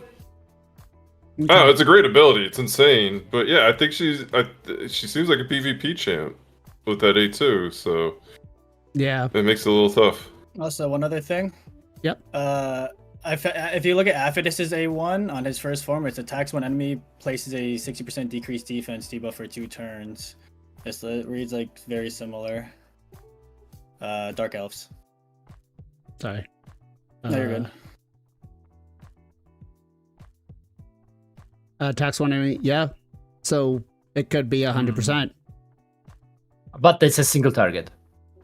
Yeah, but it reads the same way. Yeah, but Avoid Mythical should be pretty strong too, no? Void Mythical? I I said think confirm. Oh, leak. Leak. Come on, we all know this is going to be a Void Mythical. Let's be a little serious here. They're not going to bring the Queen of Hearts in. I mean, look, think about it this way. Venus was the Queen of Hearts. She's a Void Mythical. There you go. There's your leak. Lego. Lego, sorry. Zero, what do you think, man? So I think, and I just think, and you can skip me for the other ones. I think you have to like look at the whole kit. So I think 100% she's built for PvP. And I don't know I gave you a crappy answer on the A1. I was distracted, but I think you could build her super high resist and accuracy, and with her passive, she gets to cut in. You put her as the number 2 slot on your team, so that when she does her A3, so she cuts in with the A4, even if she's slow speed, and boom, A3 makes everybody attack. And if she's number 2, meaning you're not using her aura, we're saying she, but whatever, the boss here, you don't use the aura, she places the decreased defense out, and then the number 3 and number 4 on your team can clean up, and then you just follow up with the A2. Again, you get granted an extra turn on the skill 4 or the passive. So every time 10 buffs gets placed out, and then you can remove and place a death band. I don't know. I feel like it could be insane. Maybe you build her a little bit slower and super high resistance accuracy, and tanky and 0 damage, and just see where it lies. Unless it seems like it's a weird support for the rest of your team whole kit. Okay. I don't know. What do y'all think? What do y'all think about that? I also crazy have one thought? other thing. Sorry, this is gonna be really annoying as a boss because they're not gonna get sheeped. So we're getting the short end of the stick there. Well, so basically what that means is we can't use a lot of buffs in this, or else it's gonna pretty much keck us. Right, but I'm saying like the death brand, like I mean, if we can cleanse it and have like protect like buffs and are protected or like block debuffs, but like they're not gonna be they can't get sheeped as a boss, so they're just gonna be annoying. Like that's like one of the big counters to this is like sheep is really bad against it. But as facing the boss is going to be same thing with like Odin with like the just Armands it. Yeah, just Armands it. Just Armands I mean, it. not everyone has Armands, but do we know if they're going to have any blessings as well? Because the other Odin had like 6-star blessings. Yeah, I think it's going to work the same way like the last dungeon did. Yeah, so that would be annoying as well. You're almost going to want to use a Tuana Rock or what's the Epic's one? I just had it in my mind. Doom Priest. Yeah, Doom Priest. for the passive cleanse to cleanse that death brand off your team and don't let them put out the buffs. That might be the way to counter that. Yeah. Because yeah, you're right. Yeah, I was thinking like Elva or Pythion or one of those champions, but they still put all those extra buffs on your team, and they're just going to cut in on you. But buffs are not going to be the thing that we want for this. Ken, what do you think? Like Gestal mentioned, actually, we could be builder in the 9-piece pinpoint because otherwise she's definitely going to get a ship from the A2 skill. Like if you didn't get a ship from this skill, consider yourself lucky and go buy ticket. Lottery or whatever, like but 9-piece pinpoint can be work. Also, like the Zero mentioned, instead of the making her super fast, I recommend builder high accuracy. Race is probably not going to be work on this champion, and because of this beautiful passive skill, very annoying passive skill, she can be nice cut-in champion, especially against the Sife. Boom, you can cut it, you can remove their buff if they're not protected, of course. You can cast your Death Brand through here. Your pinpoint should be protect you. And yeah, that can be nice actually. Or you can use the A3 skill, which is the L attack, right? Yeah. I'm thinking her with Xena. Kind of a nice mix right there. Fern, what do you think about the A2, man?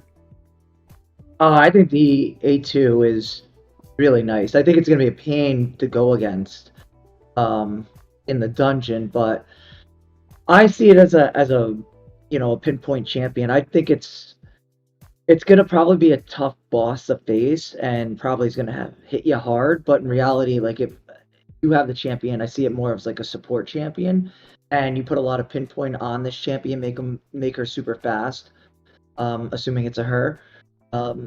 It's a her. It's a Queen of Hearts. I'm confirming this. Okay.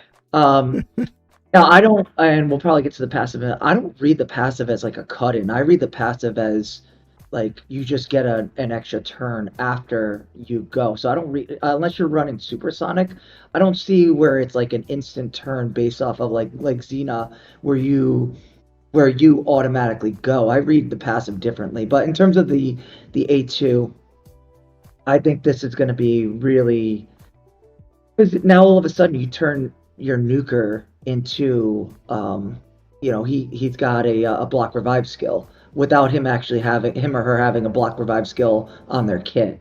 So it's going to be super nice. I mean, you do this and then all of a sudden it's on Wukong and your nuker hits out Wukong. Well, guess who's never coming back into the fight? Like, right. It is, I think, a pretty good skill, and I think you're going to have to put a lot of pinpoint on this champion. Fast with pinpoint gear, I think, could be really, really nice. Okay. So I just called that. So you're thinking 10 buffs happen, and then on the back end, it's just saying, hey, when they take their next turn, they're going to get an extra turn. Right. Like, so let's say I don't know if that's going to be the. I mean, they really didn't address this that would be issue. a new mechanic, but I think it makes sense. Like if you read Xena's skill, it reads differently. Like I assume like Siffy buffs, when you go, you A2 and then go A3 into the person you put Death Brand on. Like that's how I read it. Okay. I will say something. That changes everything. Wait, but Ash Arrow has a very similar thing where it says it grants an extra turn, but it's really an instant turn. Who does? Sylvan Watchers, the legendary, the one that like supposed to counter Armand's a little bit. You said Asher. Ash Arrow. Yeah. He used Kaloti. Yeah, Kaloti or right beside Oella to the right. To the right. Number four. Oh, the one okay. you don't have. The 8th or that dude. The passive, sorry. Whenever this champion's turn meter drops below 25% of a turn meter reduction effect, places a block debuffs on this champion for 2 turns and then grants an extra turn. Okay, so it could definitely work like that. That's actually an instant turn. Okay, so I'm kind of leaning that way. I think she's gonna cut in, to be honest. I'm not sure though. Like it depends on how they have it coded, but they have it like that, and it's translation's kind of off. I think it's definitely gonna work like that. I don't think. It definitely changes the mechanics of things because the A2 would set up the A3 even better. I'm not sure. I don't know. It could be the way Fern is thinking as well. I'm just throwing that out there. That'd be nuts. Good God. I mean, if that's the way it worked, that's a totally new mechanic, and I feel like shit. You really want to just go pure speed on this one. Like, forget Arbiter. You just want this guy. You just want her to go fast. All right.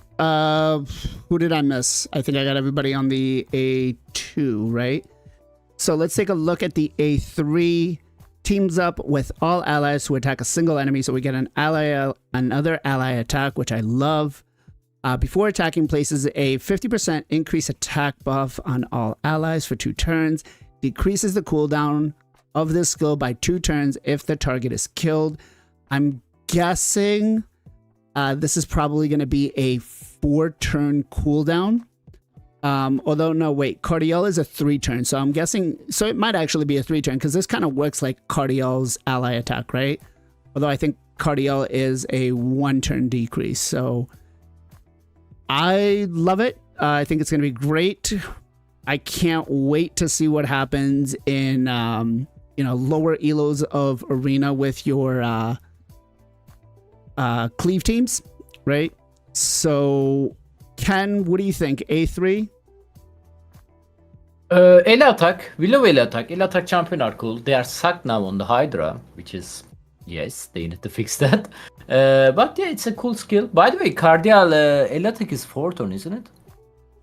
If this attack kill the target, it's going to cooldown reset. Yeah, that's what you said. That yeah. The champion's skill 2 turn. Wait, decrease the cooldown of the champion's skill by 2 turn. That skill, I think they are mentioned that, right? Yeah, so this one is going to be 2 turns if it kills an enemy. Yeah, A3 skill. Damn. Then I think she can use it again. I mean, next turn maybe. Yeah, so Cardiel is a 4-turn. By the way, he gets a 1-turn duration. Which she's getting 2 turn. She's getting 2 turn, but I feel like her A3 is great as an ally attack, but it only brings increased attack, so it definitely has to make up for it on the fact that it can't have a 4-turn, right? Because what are you going to get? Just the ally attack and the chance? It's not going to make it useful for PvE content. So, I mean, still very strong ability. Ele attack is simple, nothing special to be honest. With increased attack only. Only going to affect the attack type DPS, obviously. Right. Zero, what about you? Yeah, so I think it's absolutely insane. I do want to point out Aetherred posted a link in the chat on Twitch and basically says that Polymorph only has 1 chance per turn to proc. So when we look at the A2 and it's remove the buffs, Death's Brand, True Fear, it's only going to be a 1 proc per champ or whatever. Per champ, right. But each champ, because she applies a buff, so she applies the debuff, the buff strip. That's 1 chance that they have on that one. Then they get another one for the True Fear.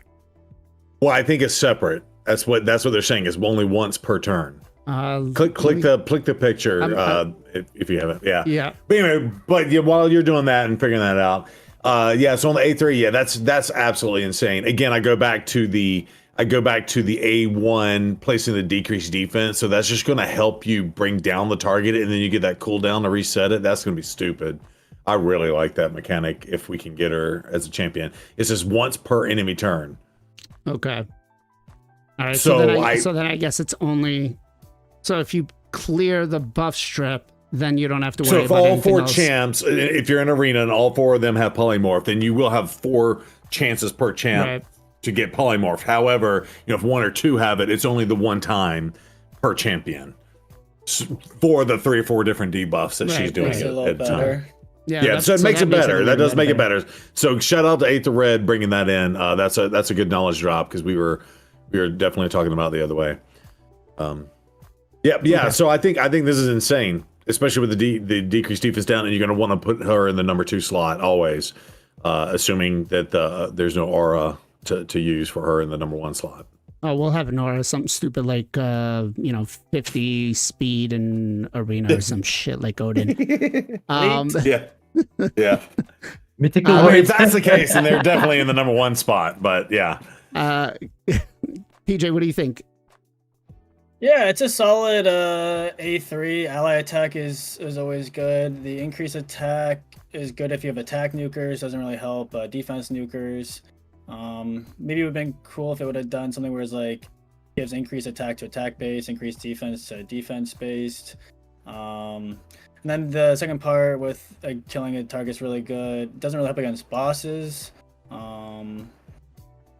But really good for PvP waves, get through the waves quicker to get ready for the next, get you set up for the next wave. Could be nice. And then, yeah, it works really well with the A1. Getting the decreased defense AoE out there is really sexy. And, yeah, it's not like the very best ally attack skill, I don't think, but I think it's a pretty solid one. Okay. Gestal? Yeah, I think the A1 is what makes this really nice, because you are getting that, if you can, you are getting the AoE decreased defense, if not getting polyed or something else along the way. But that is really nice. When I hear ally attack, I kind of think of Fire Knight, because you tend to at least need to have typically at least one in there. So maybe this could help some people out if they just don't have a good ally attack champ for Fire Knight. Again, bringing the decreased defense with the ally attack if the shield opens up, or if it's already open. So you could use her with like your Lady Mikage or Padraig, and have her. That's a pretty good idea, actually. Yeah. So I mean, that's just where my thoughts go with any ally attack these days. So. But yeah, I think, I don't know. I feel like she'd be pretty good. Okay. I don't think I'm changing my team, but maybe it would help my free-to-play account out a little bit. The ally attacks on the A1, if it's 100% for decreased defense, one of the biggest complaints we have with Gina is that we can't really bring a decreased defense in, so she might actually be pretty solid for that, plus the turn meter boost. Yeah, I think that's the first place I'm going to test her out is Fire Knight. Ken, where do you think? Where to use her, you mean? The A3. I already mentioned it. You already... Sorry, Fern. My bad. Yeah, I mean, it's definitely an interesting Fire Knight. That's how I looked at it. Like, how can I use this in my Fire Knight team? I'm kind of hoping with the event dungeon, they pair Nithwi and Fenax as two of the champions. So then, when an ally attacks into your team, you also have more opportunities for a block revive to go off. Like, I don't know. We'll see if they do that. But that's what I would do if I was with Plarium. I would troll the community so hard if I was working for Plarium. You mean they don't already do that? Just wait till the Fern regime gets here. Oh man, dude, Phoenix is so good with that with Mikage right now, and the fact that they allowed us to empower them, and now he's a +4. He's 6-star awakened. Oh my god. Yep. If there's brutal. You're kind of safe, but once that's gone, you're done. All right, so let's take a look at the passive. Grants this champion an extra turn for every 10 buffs placed on the enemy. If there are multiple champions, only one can be active at a time. So again, I think we're pretty much in consensus in the same page here that it's gonna act as a cut-in, right? So Sifi is gonna get hard countered by this. Good. What else? Lydia's, Odin. I guess Odin is gonna get hard countered because he spreads the buffs as well too. So very, I'm liking this, right? Because it'll have us go into whether it's the ally attack or the buff strips. So I'm gonna say a 5 out of 5 on this ability. Although I don't like the RNG-ness of it on longer fights, right? But one of the things that I hate about Odin is just every time you can never count when his block damage is going to come up, right? Zero. That's before your DPS champion. Yes, always. Always. Zero, what do you think? Yeah, I think this is very much needed. Odin was a huge, again, additional power creep into the game. And how the hell so many people got him? I feel like I fight Odin in every fight now. And I'm like, I didn't get an Odin. What's up with this?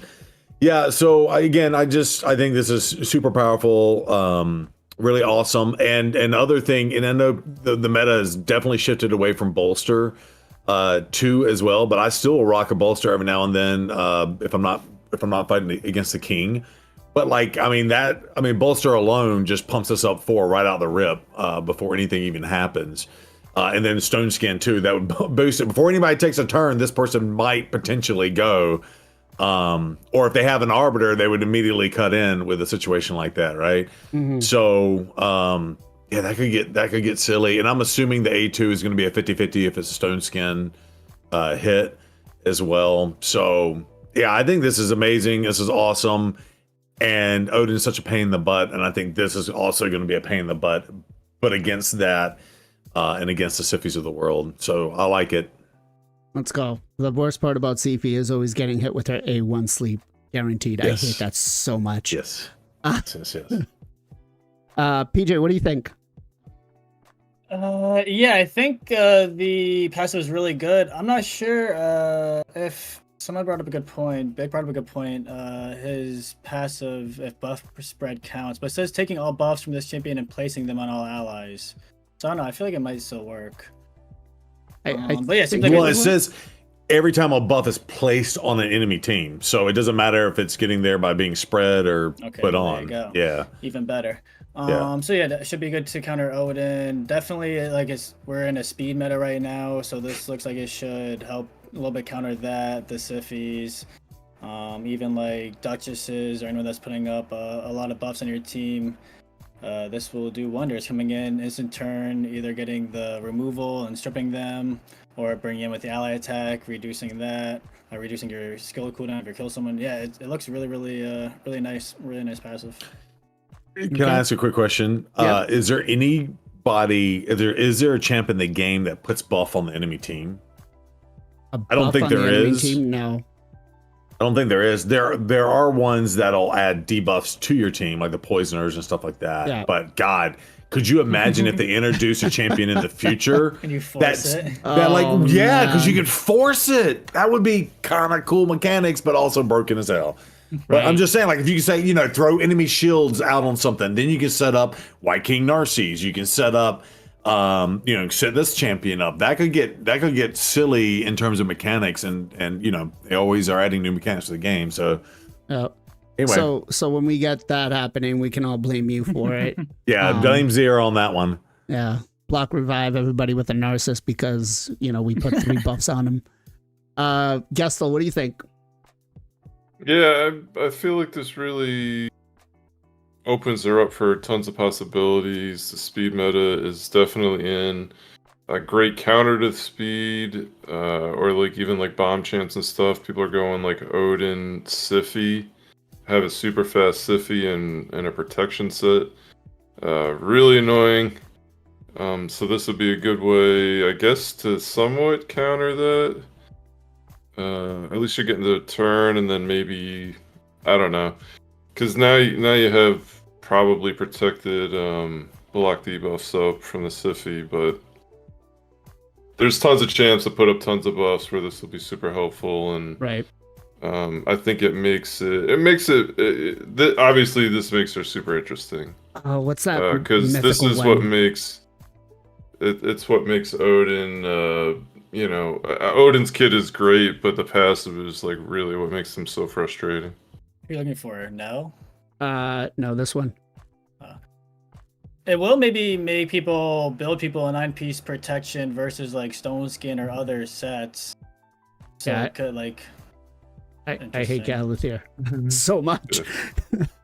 Ken, what do you think about the passive? Super annoying. Obviously, we talk about on the PvP wise, but we also need to remember we are going to face this champion on the event dungeon, and this passive skill going to give us some trouble, Mm-hmm. Like I mentioned earlier, what was his name? Blade Master. Aletreon, right? Protected buff. Yep. Protected block debuff actually, which is can also protect you against her A2 skill and the A1 skill defense stun. And if we don't have him, which is I don't know what to. We cannot just go protection set, right? Protection set not just go triple 100%. G So nut. What's the problem? 300 yeah, speed we triple don't G know nut. that. I don't have a 3G nut, first of all, and we don't know it's going to be enough. It's probably good, right? I think it's good. It's sounds you dirty. know, triple I G think it's nut going at to be 300 okay. speed. You're fine. Maybe Ken. Come on. maybe double G nut with Marius can work, maybe. Maybe. Maybe. But I'm trying to find a different solution. People with a G nut air fan. I mean, No, we just gotta rub it it's into going to air be super first. annoying. Yeah, it's going to be super annoying. Odin the speed was 250, I think, right? 263. Oh no, 270 something, I think. Yeah, it was. Was it fast. no, 263 was the faction guardian. But yeah, I think Oh, I need okay. it for my team. I Speaking needed of to that- bring.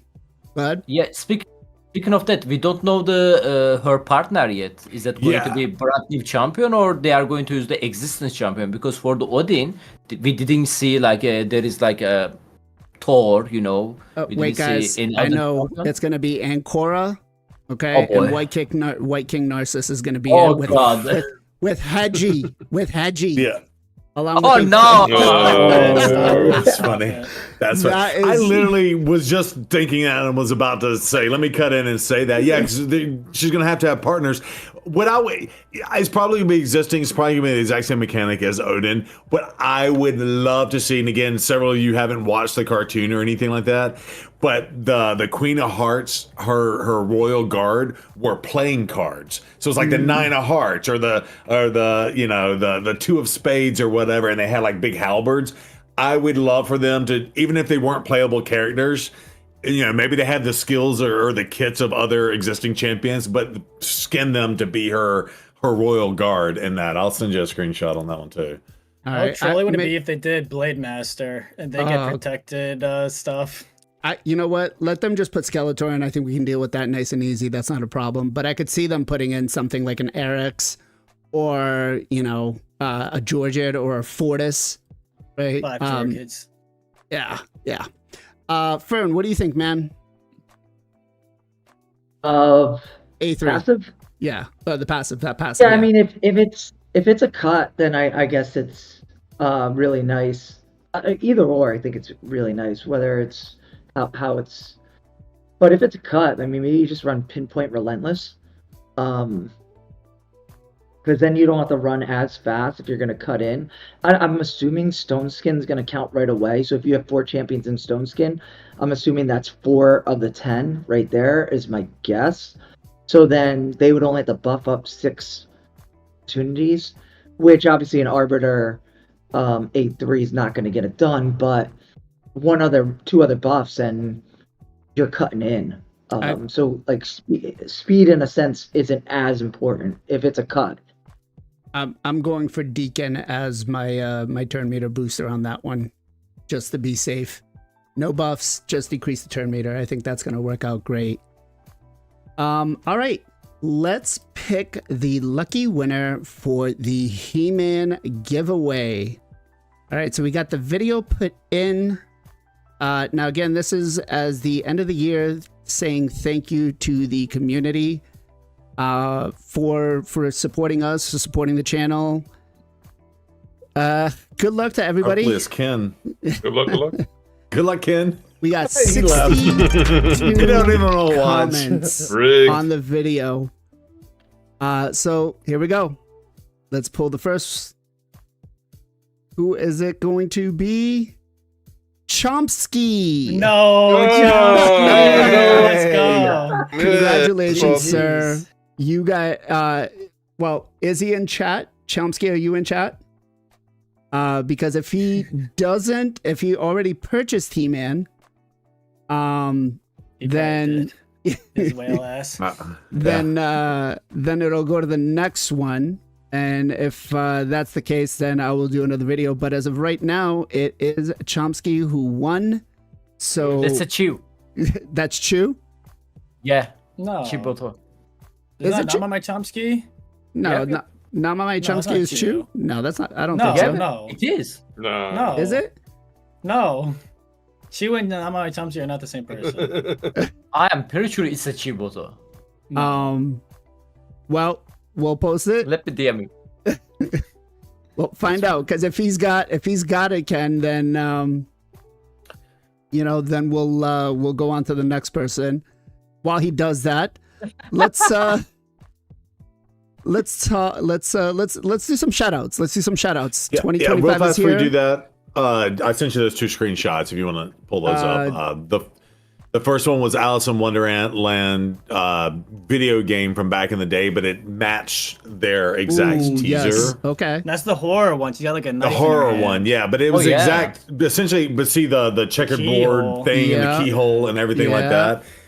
And then the other screenshot I sent you were her royal guards. Again, if you haven't seen the lore of that, I don't know if you can zoom in a little bit on that, but it'd be cool, like, because that way you don't have to add new champions, but it'd be cool if they were skinned with that, and it's like existing champions, and they just told us, hey, like, this is your White King and Korra or whatever. But it'd be funny if they came through and they fought us in that with that skin. I think that would be amazing if they could pull that off. It's probably too much cool. and too late for them to do that, but if I was in charge, that's what I would have done. Okay. All right. So let's move into the shout outs part. Again, 2025, new year. Who do we got to shout out, Mr. Zero Brew? Why you gotta start with me? Go to someone else. I gotta get one. Go. All right, PJ. All right, we're gonna be giving a shout out to Toxic Outlaw 94. He's been streaming a little bit more raid recently. He's been hanging out in my chat. I think a lot of other people's chats too. He's a really good dude. If you guys not following him, check him out. Check him a follow, and say hello and what's up to him. All right, Gestal. I'm gonna shout out my man from Brazil, Alex Chocolate Tea. Down there in Brazil. So if you speak Portuguese, definitely go down there. I know it's a Portuguese stream. But he's an awesome dude. He's been grinding for a long time now. He's got a good number up, right? 31 right now, watching him. So go over there. There's a link. Give him a follow. Super cool guy. All right. Ken, what you got? I like to shout out the Bandin Bars. His second Twitch account, his old account got banned, guys, because of his nickname. Maybe some of you know Dead All or something like that was Dead to his All. nickname. Yeah, Dead to All. Yep, definitely not a good nickname. But he's actually only 4 follower away for the 50, guys, which is the 50 follower is when you start getting affiliate on the Twitch, which is the huge. I'm going to post his link, Twitch link on the chat. He's also streaming Raid Shadow Legends, so great guy. Make sure to follow him. Thank you. Awesome. Fern, what you got for a shout out? I'm going to give a shout out to somebody that hasn't gotten any shout outs today in chat, but that's Bick. I think this is his first shout out that he's getting today in chat. So Bick's been streaming for a couple months now. Really progressing. I want to say his account's like maybe 8 months old. Really progressing. Really well. So let's post him. If this was Tuesday though, I'd be shouting out everybody in chat because that's what we do. We do shout out Tuesday. So everybody that comes in and says one word gets shouted out. So fortunately it's Sunday, so we're just gonna give it to Bick. Go check him out. Really good content creator. If you have anxiety and you like getting on an anxiety high, Bick's the streamer to go to. He'll give you some really good anxiety. It's fun. Okay. Back Zero. to me. Go for it. Yeah. If one of you beautiful people, FinalKenpachi or Gestal or Blazing, can give JKG Brandon a shout out. He was in chat last night. You have mod privileges and I Twitch. don't actually. You don't. Oh, let me fix that. No. Yeah. I never said anything to you. I thought I was being ostracized as not having the sword next to my name. I just never said anything to you. I thought But you if you did. give it to me, I can give it. I thought I gave you guys I think you meant to. Yeah, but I don't have the sword. But that's all right. Yeah, if we can give him a shout out, that'd be awesome. He's in chat right now, hanging out. So he was a cool dude, hanging out always and streaming a lot. So give him a follow. Okay. All right. So on that, way to make me feel bad, but we're actually going to do two things today. So, Mr. Brandon is give me 1 second, guys. He's gonna do a giveaway. He's gonna do a giveaway of 540 gems and an ancient shard to 5 lucky winners. I'm gonna let him pick who it is, obviously. He's got till the, I guess, let's say the 24th of the month. And give him a big shout out. Give him some love over on YouTube and Twitch. He's been putting in the hard work, right? Longtime supporter, I want to say, of all of our channels. I'm very active in the community. So, sir, just get me some UMID numbers and courtesy of Plarium. All right. Hey, Fern, where can people come and find you? They can find me at Airfern2, I believe, on Twitch. So I try and stream. It's not I can't do it full time, so it's not always the most consistent. Sometimes it's late at night in the US, sometimes it's early in the morning, but I try to stream at least 5 times a week. So come hang out, come chill. If you guys want to troll me, feel free. Because it does happen, but it's a fun time. Awesome. Ken, where can everybody come and find you? FinalKenpachi, both YouTube and Twitch. I start streaming both of the platform as well, guys. YouTube is more like guide video, showcase videos, but live stream also recently started. We are going live every single day except the Sunday at the Clan Boss reset time on the Raid Shadow Legends. Thank you. All right. Gestal? Yeah, just Gestal Gaming on Twitch and the YouTubes. I'm closing in on 900 subs on the YouTubes. So if you guys want to help me get up to 1,000, I would greatly appreciate that. Also on Twitch, come over, hang out 2 o'clock to 7 o'clock Pacific every day but Saturday. Awesome. Zero Brew, where can everybody come and find you? Yep. Sunday, Tuesday, Friday on the Twitches, but new announcement for 2025. If you're not following me on YouTube, please do so. I am way behind our friend Gestal there in subs, but that is going to change in 2025. My goal, and I know everybody kind of does New Year's resolutions, and I hate doing New Year's resolutions, but I have made it a concerted effort. So my goal is minimum a video a day. I'm giving myself like a 30-day grace period, meaning I'm not gonna have 365 this year. Hold on. Let's celebrate this a little more. Let's tell the people what's actually going on here. That you got a partnership with Game Leap, and they're helping out. You know, they're reaching out to you and trying to help you grow, bro. Yes, and it's a shout out to you because you gave me the opportunity to give away last month, and I put out my funky video. They got 1,100 views on it.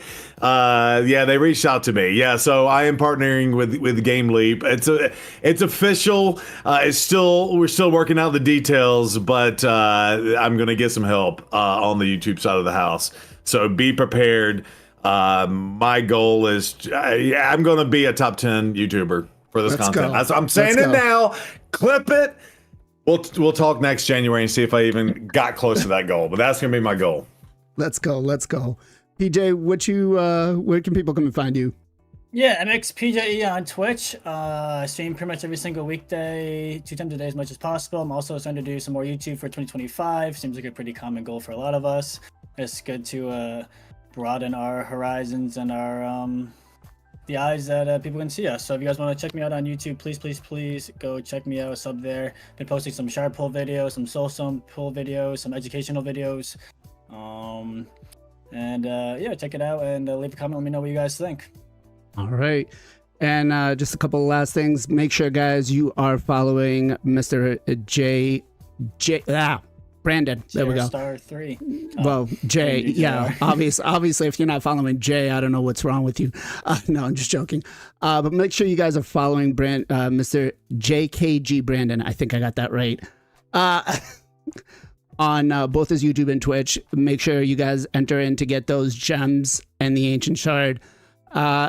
Keep a close eye on the YouTube to make sure if Chomsky is going to redeem this. I don't know if he's going just for the other giveaways or not, but if not, we'll be doing this again next weekend. And, you know, I hope that 2024 is behind us and we can leave the things in the past, Plarium. I hope that in 2025 we can do better. I really, really, really hope that it's going to be a way better year. I'd love to see 2025 be what 2021 was, where Doom Tower came out. Guys, it has been a wonderful time. I know we ran a little bit longer than we usually do. Twitch side, we are actually going to raid somebody new today, which is ours, Riz311 over on Twitch. Looks like he's, I think, newer to the space. So go show him some love when we get over there. Make sure to, you know, let him know where he came from. And guys, as always, much love, much appreciation. Be safe, be well, be good to each other. We'll catch you guys next time.